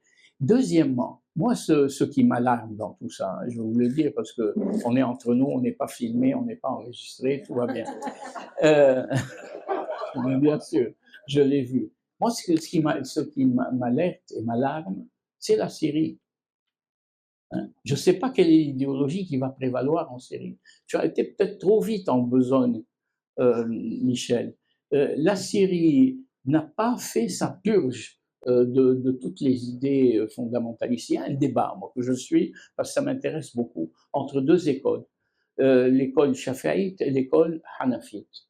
Bon, pour les uns, il faut appliquer la charia, et l'école hanafite, c'est la plus ouverte. L'école shafi'ite, elle s'intéresse beaucoup à la pratique du prophète. Et on voit que dans tous les ministères en Syrie, il y a des conseillers religieux. Quelque chose que je voudrais évoquer, qui m'a beaucoup frappé. Il y a eu un débat pour savoir s'il fallait accorder des prêts pour que de jeunes Syriens qui sont disposés à se marier mais qui n'ont pas les moyens d'avoir un appartement puissent avoir des prêts hein, pour l'achat d'immeubles à tempérament, bien sûr, à long terme. La réponse des ulémas est venue en disant non, parce que c'est des prêts usuraires. Vous voyez le débat dans lequel on est. Et il a fallu que ce soit MBS, pas lui directement, qui appelle Chalah et qui lui dise mais où est-ce que tu en es? En Arabie Saoudite, nous maintenant, nous encourageons l'installation et le mariage des jeunes et nous accordons des prêts. Donc on est dans un régime néo-wahhabite, je ne veux pas l'appeler comme ça, je ne sais pas, il faut approfondir, mais on n'est pas sorti de l'ornière idéologique en Syrie, et la Syrie, c'est notre voisin. Et il n'y a pas de stabilisation au Liban s'il n'y a pas une stabilisation en Syrie. C'est malheureux à dire, parce que Hafez al-Assad avait fait le joint entre les deux souverainetés, et nous étions une souveraineté limitée. Maintenant, nous ne sommes pas une souveraineté limitée, nous sommes une pleine souveraineté, mais nous sommes en ordre de priorité une souveraineté dépendante. Nous venons en numéro 2. Et je m'arrête. Tu as été à Saïdney, à la prison. Bien sûr. Je te donne-moi 15 régimes néolibéraux, je te donne le régime Assad. Non, je n'en veux pas. Donc, mais je dis attention. Je dis attention. Non, je me réjouis de la disparition. Mais je m'inquiète. Je m'inquiète de ce qui a remplacé. D'un régime néolibéral qui remplacerait le régime de Bachar el-Assad. Non, pas. C'est comme une remarque de prof de fac privilégié installé à Paris. Ah, le néolibéralisme, le type, il a fait 500 000 morts c'est très dur de comparer. Donc, évidemment qu'il y a des inquiétudes sur les politiques de Chalah. Évidemment que c'est un islamiste. Par quoi tu remplaces ceux dont tu te réjouis de la disparition? Voilà ma question, c'est tout. Je pense que là malheureusement, c'est un débat qui pourrait prendre énormément de temps. Je veux juste revenir avant d'ouvrir les questions au public. C'est la machine à idées. J'aimerais juste revenir. La machine à idées sera présente au cocktail juste après. Donc, on ne perd rien. Mais une petite question en attendant, par rapport au Hezbollah, pour clôturer sur ça, quelle est l'issue aujourd'hui? Parce qu'on n'a pas vraiment trop approfondi par rapport à cette question-là. Le Hezbollah est encore armé, on ne sait pas s'il peut vraiment participer à une guerre régionale. Quel est votre avis là-dessus avant d'ouvrir aux questions du public? C'est quoi la question? Alors, je vais répondre. Non, tu réponds. Georges, je vais vous donner la réponse. J'ai Après, fait un reportage, une enquête il y a 2-3 mois sur l'Hezbollah, et j'ai vu Ali Fayad. La première fois que je voyais, habituellement, je vois Mohamed Rad, mais là, il m'a fait dire, il m'a dit non, tu es sympathique, mais je ne veux pas prendre des risques pour aller te voir, etc. J'ai posé cette question à Ali Fayad, et Ali Fayad m'a dit, nous, s'il y a un conflit entre l'Iran et Israël, nous ne participerons pas à ce conflit. Donc voilà, il me dit, on a une posture maintenant défensive. Voilà. Alors, j'en finis, mais juste pour rajouter, parce que je trouve quand même qu'on l'a pas assez abordé pour vous autres. Juste d'un mot.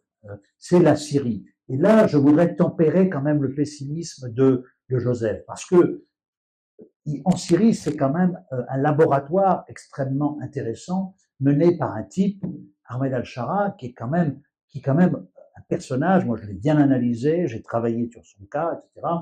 Et sa mutation, elle est impressionnante. Elle est impressionnante parce qu'aujourd'hui, vous avez quelqu'un qui est un islamiste conservateur, qui n'est pas un démocrate, mais qui a opéré une mue à 180 degrés et qui se retrouve à être le meilleur ami de Donald Trump, etc. Donc, c'est vrai que moi, j'ai bien connu la Syrie des Assad, etc. Aujourd'hui, tout n'est pas rose, loin de là, mais il y a quand même, on est quand même stupéfait. Moi, ce qui me stupéfait, c'est sa relation avec Trump, avec les États-Unis. Et je me pose la question à laquelle j'ai pas de réponse, de quand date cette relation? Est-ce que c'est 2016 parce que c'est là où il a commencé de coopérer via la CIA pour dézinguer les types de Daesh, ou est-ce que c'est en prison, en Irak, ou lorsque vous êtes prisonnier irakien ou syrien en Irak des Américains, à un moment donné, tôt ou tard, on vous fait une proposition, on vous dit, peut-être que tu peux travailler pour nous. En tout cas, ce qui est quand même bien, c'est qu'en Syrie, il y a effectivement, il y a des volontés de se venger de la part de certains sunnites, il y a des radicaux, etc. Mais il y a un type qui a quand même, c'est pas, moi j'étais en Irak en 2003 et 2004, la Syrie d'aujourd'hui, c'est pas le Bagdad de 2003-2004. Donc voilà, et ce personnage, juste une petite anecdote, je voyais un ami qui est un ambassadeur arabe très influent à Damas, et il me disait, qui vient d'un pays qui pratique un islam assez conservateur, il me dit la première fois que j'ai déjeuné avec Ahmed al-Shara, j'en revenais pas, parce qu'il mange avec la main gauche. Et la main gauche, c'est la main du diable. Alors, quand tu es un bon djihadiste, on ne mange pas de la main gauche. J'ai revu un homme d'affaires syrien qui m'a dit, moi j'ai vu Shara pendant 3 heures un vendredi après-midi, il s'est même pas absenté pour prier. Donc voilà, ce sont que des exemples, mais voilà, je pense qu'il y a quand même des raisons d'espérer dans ce pays, et ce type est quand même assez extraordinaire parce que voilà, de là où il vient et là où il est aujourd'hui, il y a quand même une grande différence. Et surtout, je pense qu'il y a l'aspect économique, c'est-à-dire que Voilà. on peut se plaindre de l'idéologie en disant il est radical et tel ouléma a décidé telle chose sur le droit des gens à vivre, etc., de telle manière, question sociétale. Et économiquement, c'est colossal ce qui se passe. C'est colossal. Nous, au Liban, on a toujours cru qu'on était beaucoup plus développé que les Syriens, etc., et c'est eux qui nous suivraient. Aujourd'hui, en 12 mois, la réalité, c'est que le Liban a fait du surplace. On n'a rien fait, à part nommer le conseil d'administration d'EDL. Pardon, je suis brutal, et en présence de monsieur l'ambassadeur qui est un ami et qu'on a de la chance d'avoir à ce poste ici. Mais la réalité, c'est qu'on a un président, un premier ministre qu'on respecte énormément, qui ont fait de très bonnes déclarations, qui ont de bons plans, mais on n'est pas en train d'avancer, en tout cas pas autant qu'on aimerait avancer. En Syrie, c'est hallucinant ce qui se passe. 5 centrales gaz et hyper modernes, 2 ports, 2 aéroports, 28 milliards de dollars de contrats. Les contrats sont en train d'être signés. Les sanctions ont été levées. Je vois pas ce qui arrête encore la possibilité que tout ça se développe. Donc, s'il y a 28 milliards de dollars d'investissement en Syrie, on peut toujours se plaindre de l'idéologie de Chadar, mais il est en train de délivrer, les gars. Donc, voilà, je pense que c'est là qu'il faut être un peu aussi pratique. J'ai été 3 fois en Syrie depuis la chute. 3-4 jours après la chute, il n'y avait pas de douane, il n'y avait rien. Je suis retourné cet été, je suis retourné là en décembre, le jour de la célébration des 1 an. Il y avait 1 million de personnes dans la rue à Damas.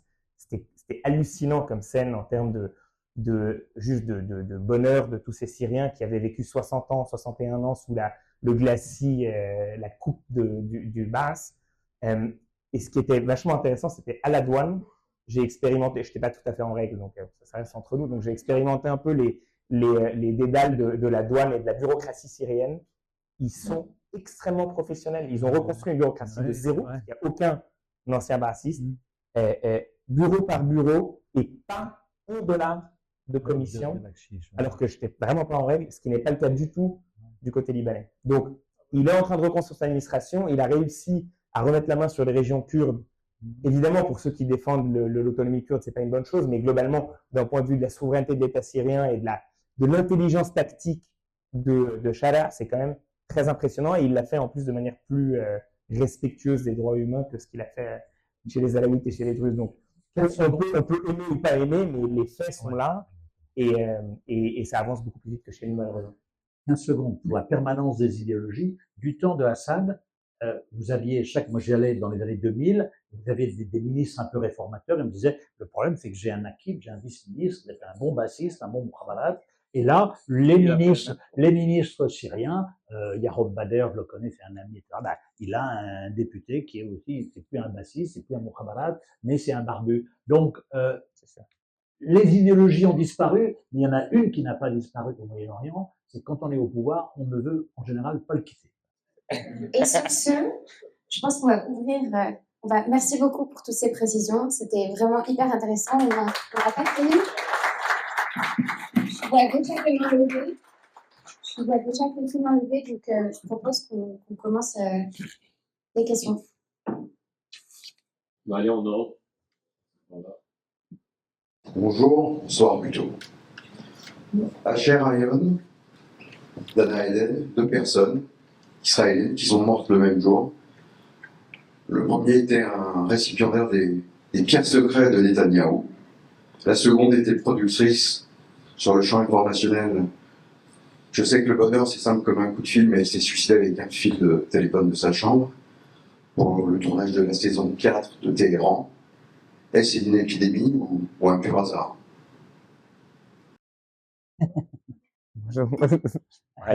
J'en sais rien. Moi, au début, j'ai pensé plutôt, c'est mon côté un peu Muammara, je me suis dit, ça peut être un coup des Iraniens, parce que voilà.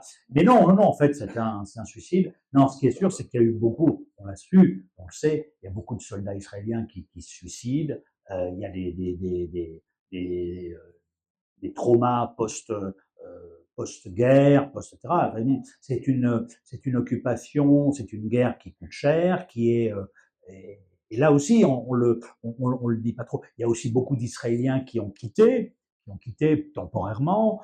Donc le fardeau est lourd à porter, mais vous avez quand même un noyau dur d'Israéliens qui pensent que effectivement, il faut continuer. Il y a quand même, moi, ce qui m'a frappé, c'est qu'à la fin de la guerre Israël-Iran, le début n'était pas trop douloureux pour les Israéliens, la fin était très très douloureuse, très très douloureuse, et les missiles iraniens, après je crois que c'était le 5e jour, quand il y a eu la fameuse réunion où là ils ont été piégés, les missiles ont fait très très mal autour de Tel Aviv. Moi, j'ai un ami franco-israélien qui, quand je l'ai appelé, il m'a dit l'Iran, c'est pas le Hamas, quoi. Et il était temps que ça s'arrête. Donc ça aussi, et on a bien vu qu'il manquait, et il manque encore d'intercepteurs, et donc ça aussi, ça pèse dans la balance parce que l'Iran a une capacité de nuisance et qui est assez importante. Il y a une prochaine question. Je vous propose de garder les réponses courtes et concises pour qu'on puisse en prendre plusieurs. Et si vous voulez vous adresser à un panéliste en particulier. Bonsoir, je suis désolé, je vais reposer une question à Georges Macbruno concernant le Téhéran. Et plus particulièrement, parmi les amis iraniens installés en France, il y a une sorte de musique de fond qui laisse croire qu'en éliminant le guide suprême, on pourrait avoir affaire aux gardiens de la Révolution et que ce serait une meilleure chose. J'aimerais avoir votre opinion sur ce point-là, et notamment au regard de leur influence. Est-ce que l'influence sur les pays avoisinants, et notamment les Houthis, le Hezbollah, pourrait changer de ce point de vue-là aussi? Alors, c'est une option qui est régulièrement avancée, un peu le scénario un peu à la pakistanaise. Vous avez un régime qui reste la République islamique, mais qui est entre les mains d'une armée. Je fais une petite parenthèse, il faut jamais sous-estimer quand même en Iran la capacité du régime à survivre tout en, comment dirais-je, en oubliant ses fondamentaux. 40% des Iraniennes aujourd'hui ne portent plus le voile. Pour la Jomhuri islamique, c'est quelque chose de haram, mais ça ne les empêche pas de vivre. En Iran, le Twitter est interdit. Le guide suprême a un compte Twitter. Les paraboles sont interdites. Tout le monde a des paraboles. Donc, il faut se méfier. Voilà. Il y a une capacité à survivre et en dissimulant. Après, je pense que c'est une option qui pourrait être souhaitable. Alors après, le problème, c'est que les gardiens de la Révolution, c'est une très vaste entité. C'est 300, 400 000 personnes.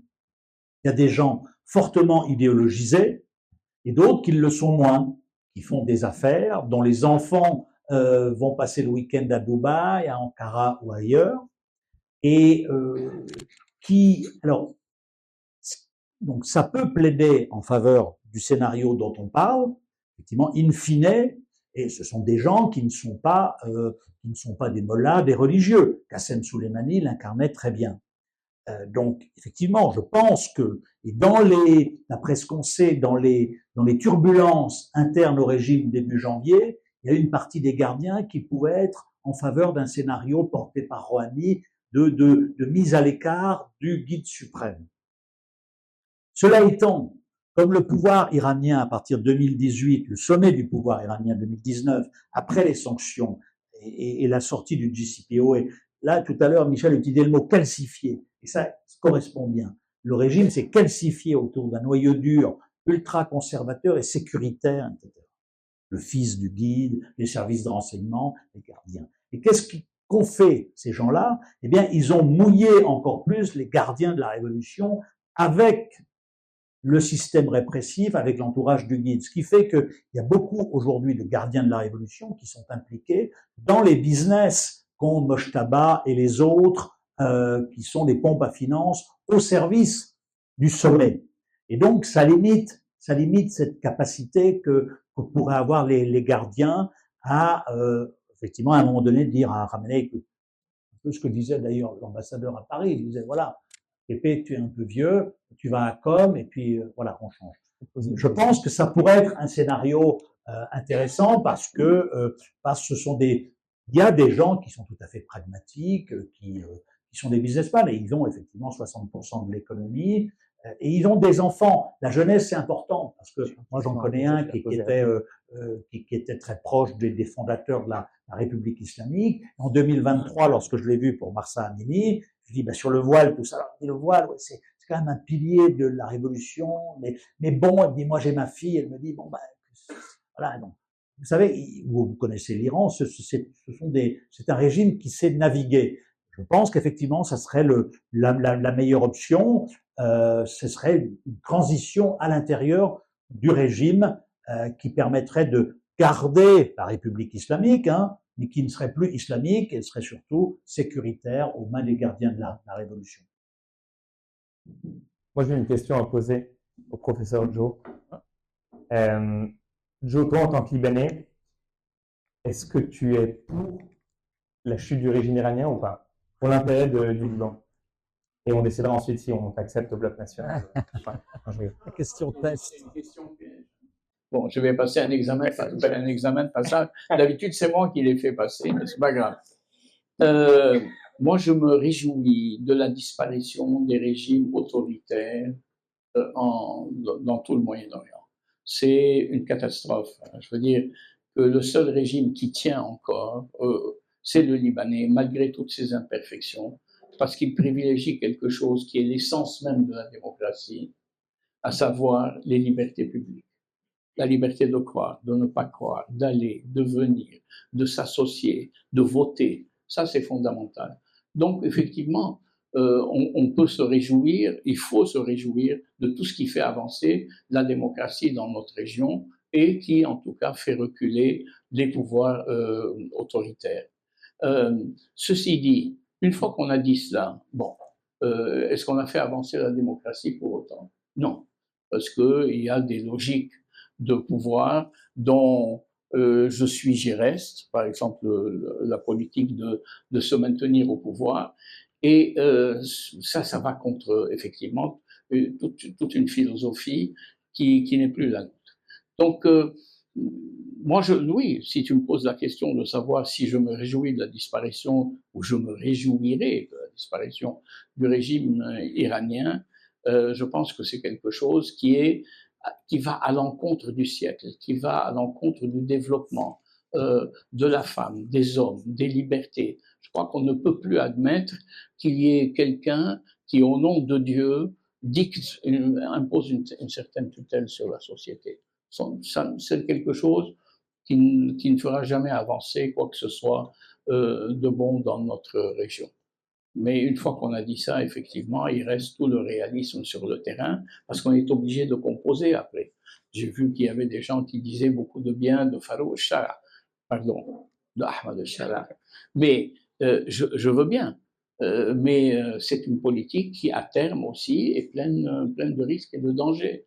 Et c'est vrai qu'il fait avancer les choses, et c'est vrai qu'ils ont une économie qui est aidée par l'Arabie saoudite de manière extraordinaire, tous les prêts qui ont été donnés pour avoir les centrales électriques. La Syrie, par elle-même, ne peut pas se relever, hein, parce qu'on estime à 200 à 250 milliards. Le Liban, en tout et pour tout, avec 20 ou 25 milliards, on pourrait se refaire. Mais est-ce qu'il faut se réjouir de cela, des aspects uniquement matériels? Je ne sais pas. Je ne sais pas ce que deviendront les libertés en Syrie. Ça vaut mieux que le régime on est d'accord sur Bachar, mais de là à tirer des conclusions définitives, je crois qu'il faut attendre. Je vais répondre à ma propre question, du coup, j'en profite. Non, je pense juste que ce que tu as. Je suis tout à fait d'accord, mais je rajouterais une chose qui est l'impact de ce régime sur le Liban et sur sa société. C'est-à-dire que, parler dans l'absolu du régime iranien et des libertés publiques en Iran, etc., l'impact sur le Liban, ça a été de sortir la communauté chiite libanaise de l'histoire et de la géographie, d'empêcher la diversité politique aussi, le fait qu'il y ait plusieurs. C'est-à-dire que ce qui s'est passé depuis 40-45 ans, ça a aussi radicalement changé le paysage politique libanais et la société libanaise. Et ça, je pense que c'est dramatique et qu'il n'y a que la chute du régime iranien qui permettrait de recréer une société libanaise qui soit plus cohérente et où de faire un peu tomber cette muraille qu'il y a aujourd'hui au sein de la société. Ça, c'est une stratégie BN, il faudrait la développer véritablement. Mais moi, je suis sensible en tant que professeur à la dimension idéologique du chiisme libanais en tant qu'il est représenté en partie par le Hezbollah. J'ai été frappé un jour en écoutant la radio de Hezbollah par hasard, comme ça, qu'il y avait eu, après l'assassinat par les Américains de Qasem Soleimani, qui était le Qaïd al-Quds, qui était donc à la pointe des passes d'Aran et de cette armée d'avant-garde révolutionnaire. Et le Hezbollah proposait à des enfants dans les écoles, entre 12 et 15 ans, un concours pour dire quelles étaient les grandes vertus spécifiques de Qasem Soleimani. Et il y avait donc un concours de dissertation sur ce monsieur, ce qu'il avait fait, etc. Et je me suis pris à réfléchir qu'il y avait ce que nous appelons, nous, une socialisation, une éducation des enfants, des universitaires, à des idées d'un islam chiite éminemment respectable, je ne le juge pas sur le fond, mais qui n'est pas le chiisme libanais, qui n'est pas la tradition du compromis, de l'ouverture, de la discussion, et au contraire, il y avait une espèce de radicalisation. Et ce qui me fait peur aujourd'hui, c'est la transposition de ce phénomène de partition idéologique sur la partition territoriale. On parle du sud Liban, du nord Liban, de Akkar. Non, la Bekaa, il faut l'exclure. C'est-à-dire qu'on est en train de morceler dans nos têtes le Liban. Et ça, c'est. Et puis il y a des gens qui disent Tant que c'est le Sud, c'est pas moi. Tant que c'est le Hakkar, c'est pas moi. Ce qui se passe à Tripoli ne concerne pas les gens de la Béka. Et ce qui se passe à la Béka ne concerne pas les gens de Beyrouth.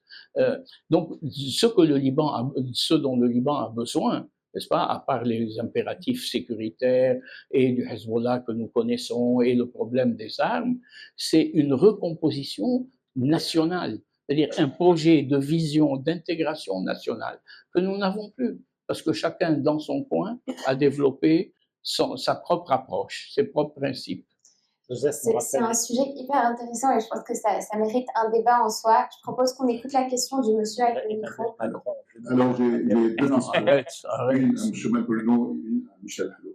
M. Malbruno, vous avez mentionné votre conversation avec Raad ou avec Fayyad. Et comme si vous considérez que le Hezbollah, c'est une entité. Ma question pour vous, est-ce qu'aujourd'hui on est à faire avec un Hezbollah ou différentes tendances de Hezbollah, ceux qui sont encore accrochés à la doctrine et d'autres qui publiquement disent quelque chose, en réalité ils disent autre chose. Ma seconde question à Michel Hello, comme quoi votre reproche que le chef de l'armée, disons le président, n'a pas été assez vite. Or tous les deux c'est les fils de l'armée et ils savent très bien qu'est-ce qui se cache dans les dépôts et qu'est-ce qu'une confrontation coûterait. Quand aussi ils sont politiquement, ils voient qu'est-ce qui se passe en Iran. Et vous aviez peur d'un deal. Oui, Trump est capable de faire un deal avec le diable. Et il s'en fout des quelques Libanais. Mais par contre, s'il passe le test de Trump, il y a encore Netanyahu. Disons que même Netanyahu, il est prêt à faire un deal avec le diable. Tout ça au détriment du Liban. Mais par contre, n'êtes-vous pas d'accord que leur peuple vient de la base populaire de Shara, parce qu'il y a entre eux un règlement de compte en sang. Et quand il y a du sang, il n'y a pas du pétrole qui puisse compenser le règlement de compte en sang. Et c'est leur peuple. D'autre part, ils ont, dépendant de la réponse de M. Malbruno. Il y a combien de questions dans ta question? Non, c'est la même question. Alors, ma question est la suivante. Leur peur bleue viendrait d'un deal ou leur peur bleue viendrait des fissures internes à l'intérieur du Hezbollah, et surtout avec la communauté chiite. Ne serait-il pas l'arrière-pays qui est Bézouri, contre Tyr, qui est proche de la Méditerranée et au bord de la Méditerranée, en Turquie et partout, la doctrine ne survit jamais. Erdogan a le même problème. Sur la Méditerranée, il n'est pas populaire.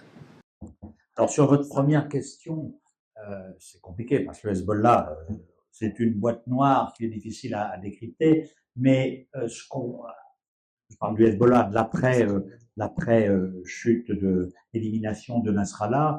Ce qu'on subodore, c'est qu'effectivement, il y a une reprise en main par les Iraniens, la force Al-Quds, de la branche militaire, qui s'est reconstituée dans le secret, etc.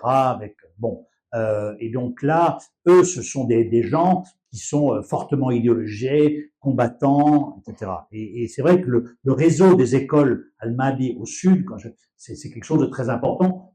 Et ça plaide dans cette balance de la poursuite de l'idéologisation à partir de gosses de 12 ans du Hezbollah. Ensuite, vous avez des éléments dans sa branche politique, parmi les députés, enfin, vous êtes libanais, vous le savez très bien, au Parlement, il y a des gens avec lesquels on peut tout à fait discuter et qui, lorsque vous leur parlez de négociations, etc., ne sont pas fermés. Ali Fayyad en faisait partie, Mohamed Rad avant apparemment en faisait partie, mais repris en main par l'Iran, aujourd'hui il n'en fait probablement plus partie. Voilà, mais donc il y a des différentes tendances.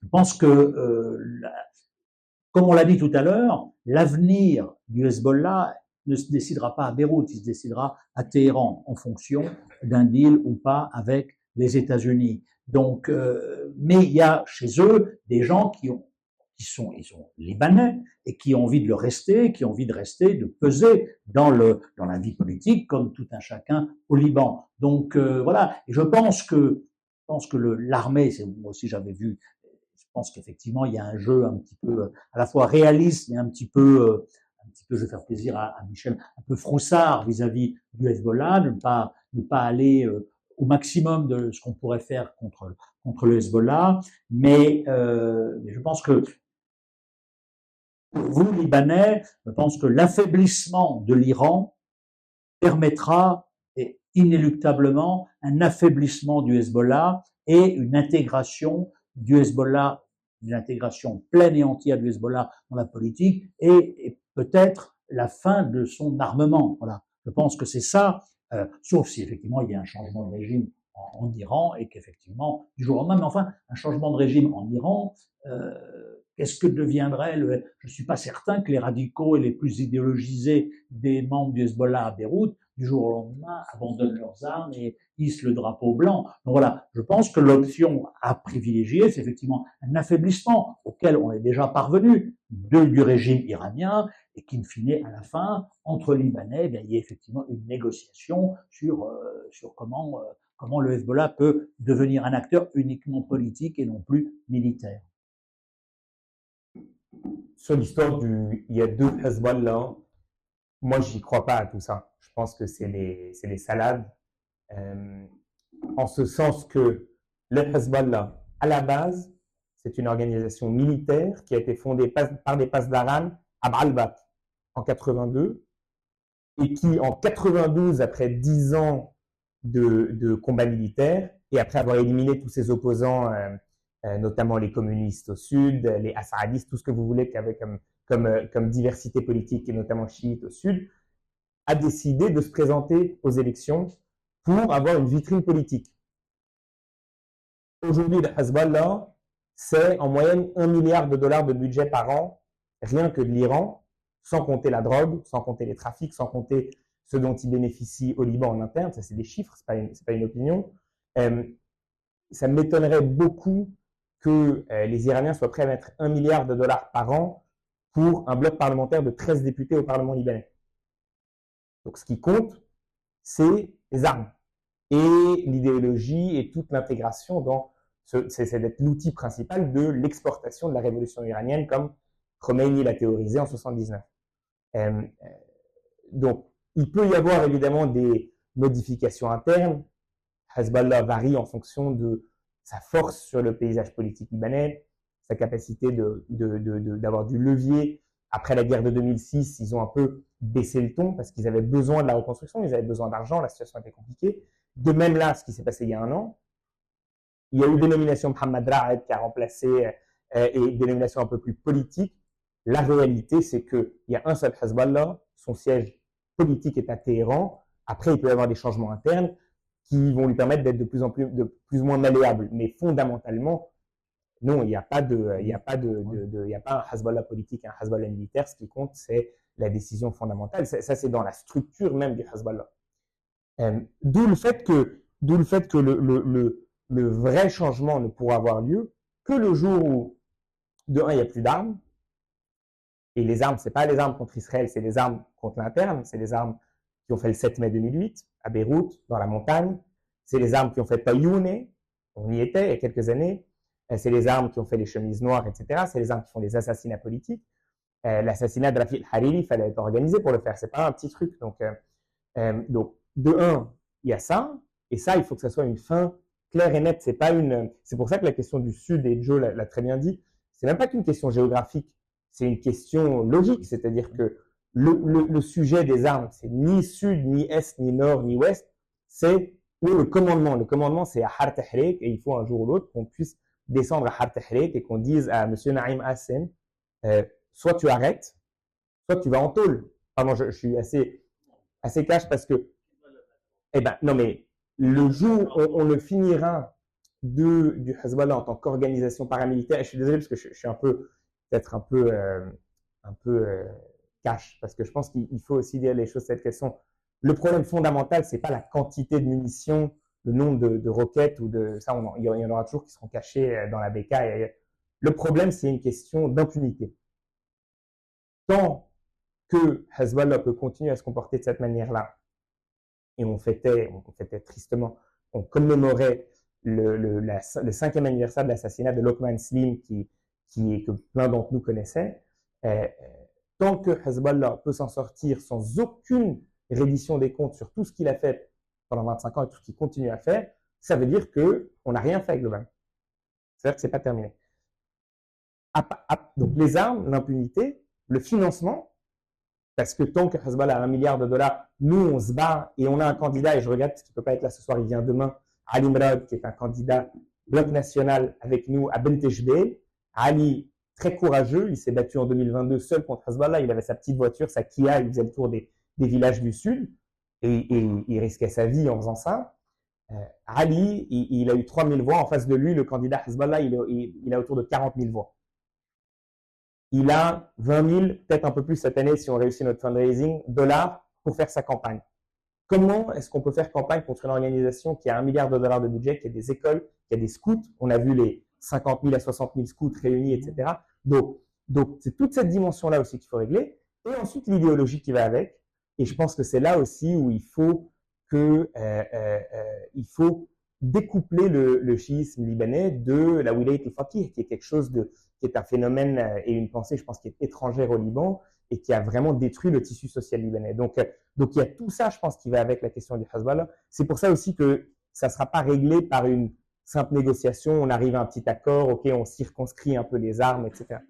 Donc, maintenant, je ne dis pas que c'est simple à résoudre. Moi, si j'avais la solution, j'ai pas la solution, mais je pense qu'il faut ouvrir les yeux sur la réalité du problème.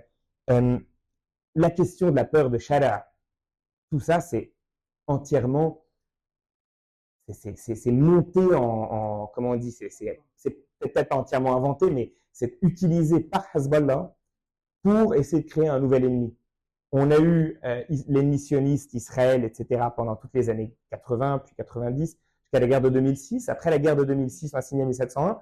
Et puis ensuite, on a basculé vers l'ennemi sunnite, le djihadisme, etc. Et pendant 10 ans, les discours du Hezbollah montaient les Libanais, les chiites libanais malheureusement, et la base du Hezbollah contre les sunnites syriens. Donc aujourd'hui, comme ils ont perdu contre Israël, ils ont ressorti la carte des sunnites syriens. La réalité, c'est que Sharia, aujourd'hui, n'a ni les moyens, ni la volonté, ni l'ambition de venir occuper le Liban, que je ne pense pas que ça lui apporte grand-chose, qu'il a toujours, il y a pas d'eau, pas d'électricité, toujours pas d'électricité en Syrie, il n'y a rien.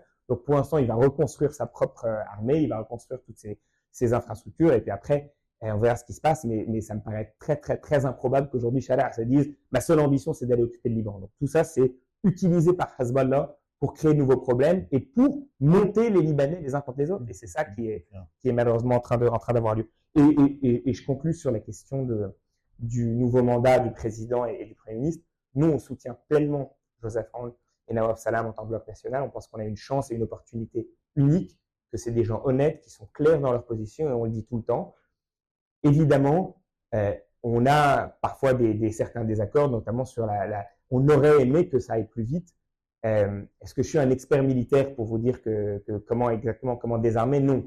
Mais ce que je veux dire, c'est que la question des armes est encore pleinement présente, la question de l'impunité est pleinement présente, et c'est ça qui nous fait dire qu'on n'a toujours pas résolu le problème. Et n'avoir traité que le sud du Litanie en 1 an, oui, ça nous paraît trop long, et je pense qu'il faut que l'État, que le gouvernement aille plus vite, surtout qu'on avait une opportunité énorme, on avait le soutien, et on a toujours le soutien américain, saoudien, français, on a maintenant une conférence d'aide à l'armée, donc il faut y aller, quoi. Il faut aller plus vite, et c'est le seul moyen de sécuriser toutes les régions, et à commencer par le sud Liban. On a 2 dernières questions, je suis désolée, on sait déjà qui va les poser, donc il y a déjà un micro ici, la dernière sera là, et puis pour le reste, il y a le cocktail, vous pouvez discuter autour d'un verre. Bonsoir, je vais être bref parce qu'on m'a dit que la dernière question, ça doit être sur les élections. Donc je vais aller vite. J'aurai 2 questions. La première pour M. Maïla et la seconde pour M. Halo. M. Maïla, vous avez dit que l'intérêt d'Israël, c'est d'avoir des alliés, ou bien plutôt des pays voisinants faibles et des États faibles.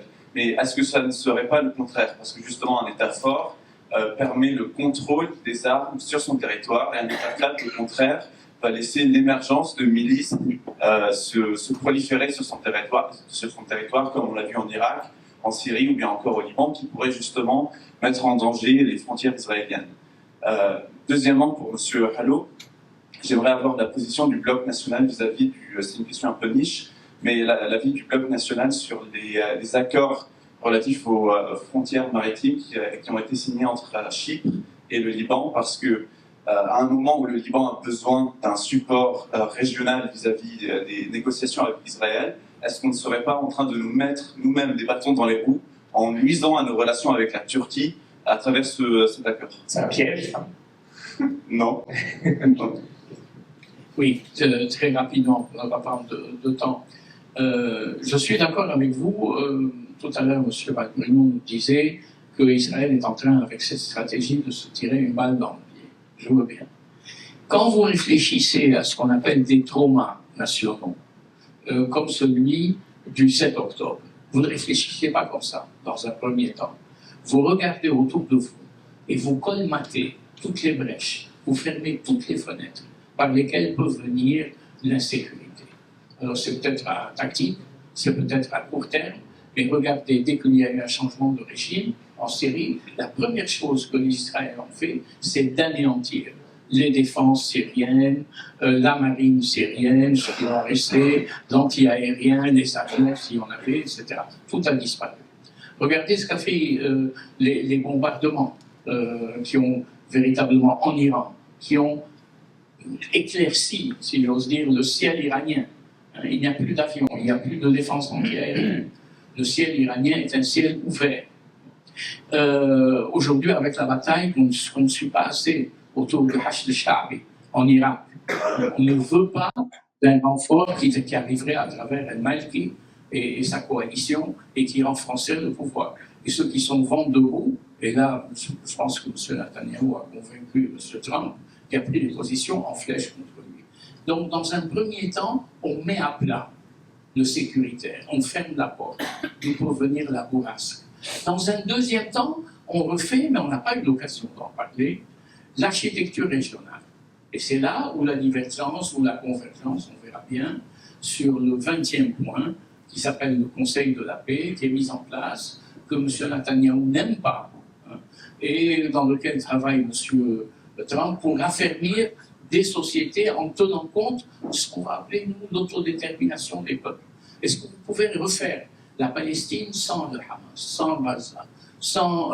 est-ce qu'on peut dissocier? À terme, c'est une bombe à retardement, mais à court terme, c'est quelque chose qui va doucement. Pourquoi on occupe des positions dans le sud libanais? Précisément les 5 points qui sont des points à travers lesquels vous avez une vue dégagée du Liban ou de l'armée libanaise ou du Hezbollah sur le sud Liban. Donc on est dans une protection de type sécuritaire qui veut absolument fermer toutes les brèches ouvertes d'où peut venir une destruction. Nous sommes dans la logique, c'est connu dans toutes les situations de post-guerre, on appelle ça le post-trauma national. Il vient après la sidération et il consiste à dire je ne veux laisser aucune brèche ouverte. Et ce qui se passe en Cisjordanie aujourd'hui est significatif de cette volonté de ne pas voir en Cisjordanie reprendre un épisode du style 7 octobre qui viendrait de l'intérieur, à part la dépossession des terres, la loi de l'Absam, qui est une loi de 1949, qui permet à Israël de saisir tous les biens, toutes les propriétés, qui ne peuvent pas se revendiquer d'un propriétaire. Et maintenant, il y a plus que ça. On revient à la loi ottomane, et toutes les terres qui ne sont pas occupées sont des terres qui sont décrétées d'État. Il y a 16% de la Cisjordanie, qui peut passer à Israël sans créer garde. Donc on est dans une logique, alors peut-être que j'ai utilisé le mot sécurité, de sécurisation. Tout ça ne peut se comprendre que parce que c'est M. Netanyahu, que parce qu'il y a eu le 7 octobre. Après, on verra. Ce sera une autre paire de manches. Sur Chypre, je pense que c'est dans l'ensemble un bon accord si ça peut nous permettre d'exploiter nos eaux territoriales et les ressources gazières qu'il pourrait y avoir là-dedans. Après, c'est plutôt dans la forme que c'était pas génial parce qu'il a été passé l'accord sans l'aval du Parlement. Or, je pense qu'il a besoin de l'aval du Parlement. Donc voilà. Mais après, je pense pas, je suis sûr que ça ait beaucoup affecté nos relations avec la Turquie. Merci beaucoup pour cette conférence. Une question à Michel. Vous avez parlé de l'importance de la phase de désarmement et professeur Maïla a parlé du danger du fanatisme israélien. En tant que prochain candidat pour les élections, quel serait votre message pour les chiites du district de Baabda qui pensent qu'ils sont incapables de tourner une joue pour Israël. Parce que finalement, aujourd'hui, l'État libanais est incapable de les protéger. Et qu'il y a toujours des drones au-dessus de Dahi et au-dessus de Sud, et il n'y a aucune protection. Quels seraient vos arguments pour que les chéris de Bravda votent au bloc national? Et est-ce qu'il y a un projet pour ces gens qui se sont toujours considérés comme délaissés ou mahroumines de l'État libanais? Donc, quelles sont les garanties ou damanat que le bloc national pourrait assurer pour que cette phase de désarmement soit faite? Merci. C'est une très bonne question. Une bonne question, oui.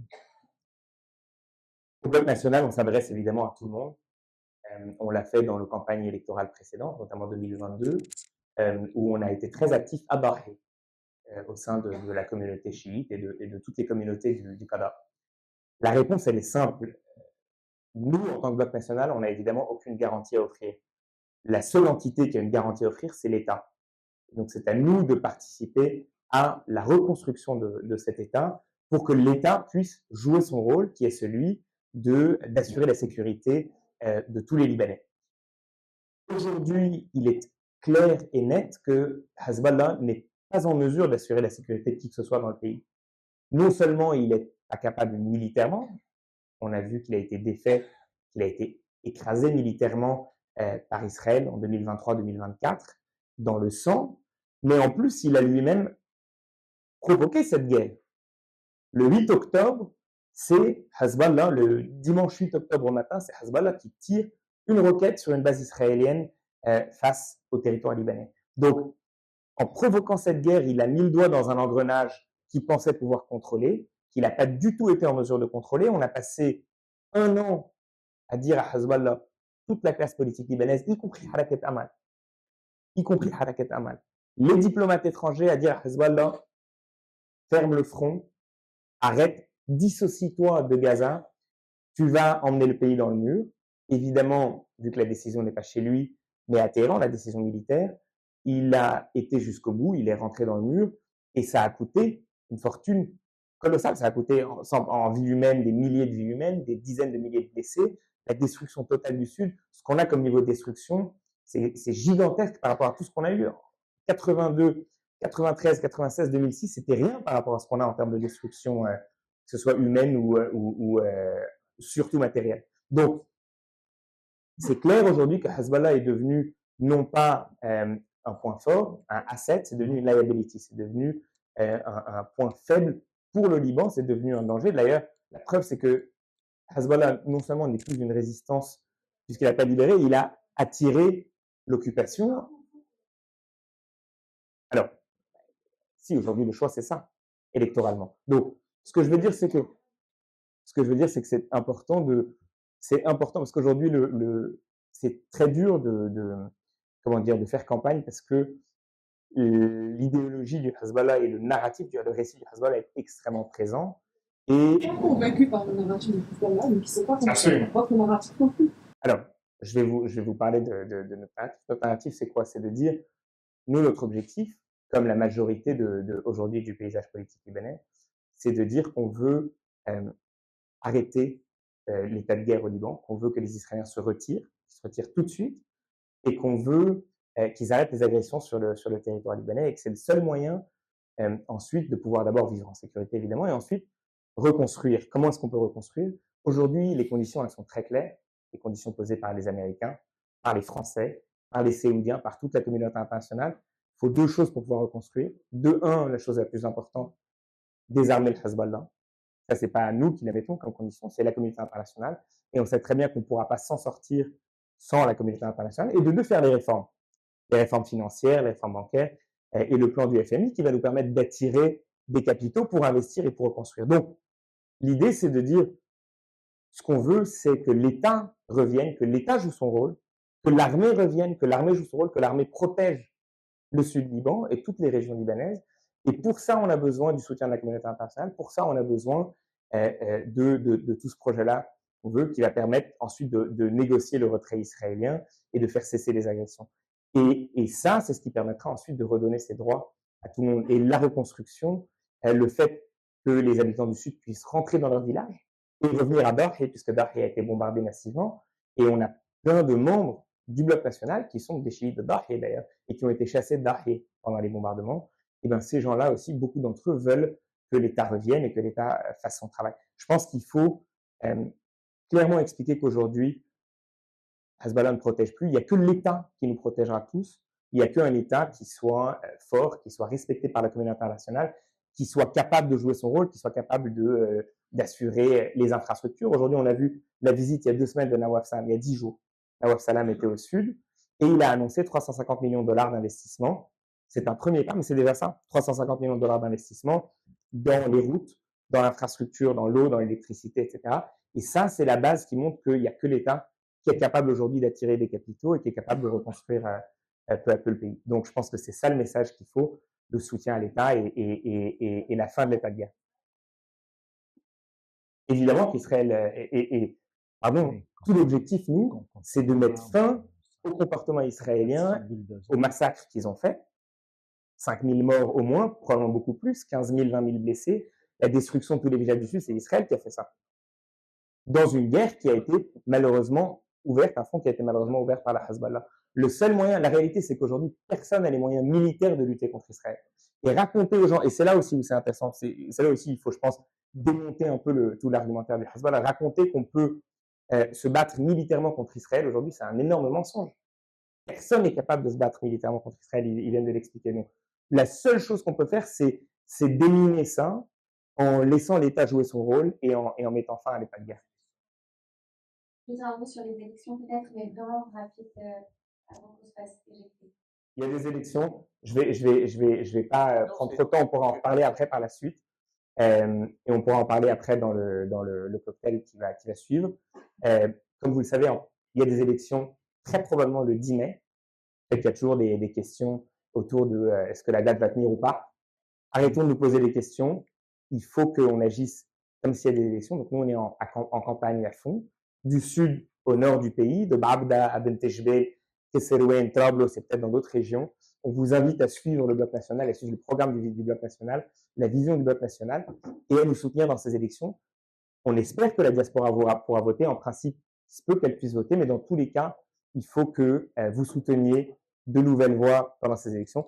Le Bloc national, évidemment. Je ne vais pas trop profiter de cette tribune pour en parler. On en parlera juste tout de suite là au cocktail, parce que c'est une échéance qui est très, très, très importante et il faut continuer à se battre. Merci.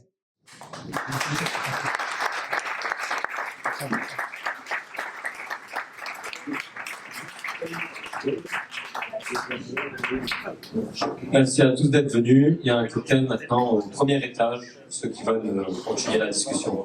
Merci.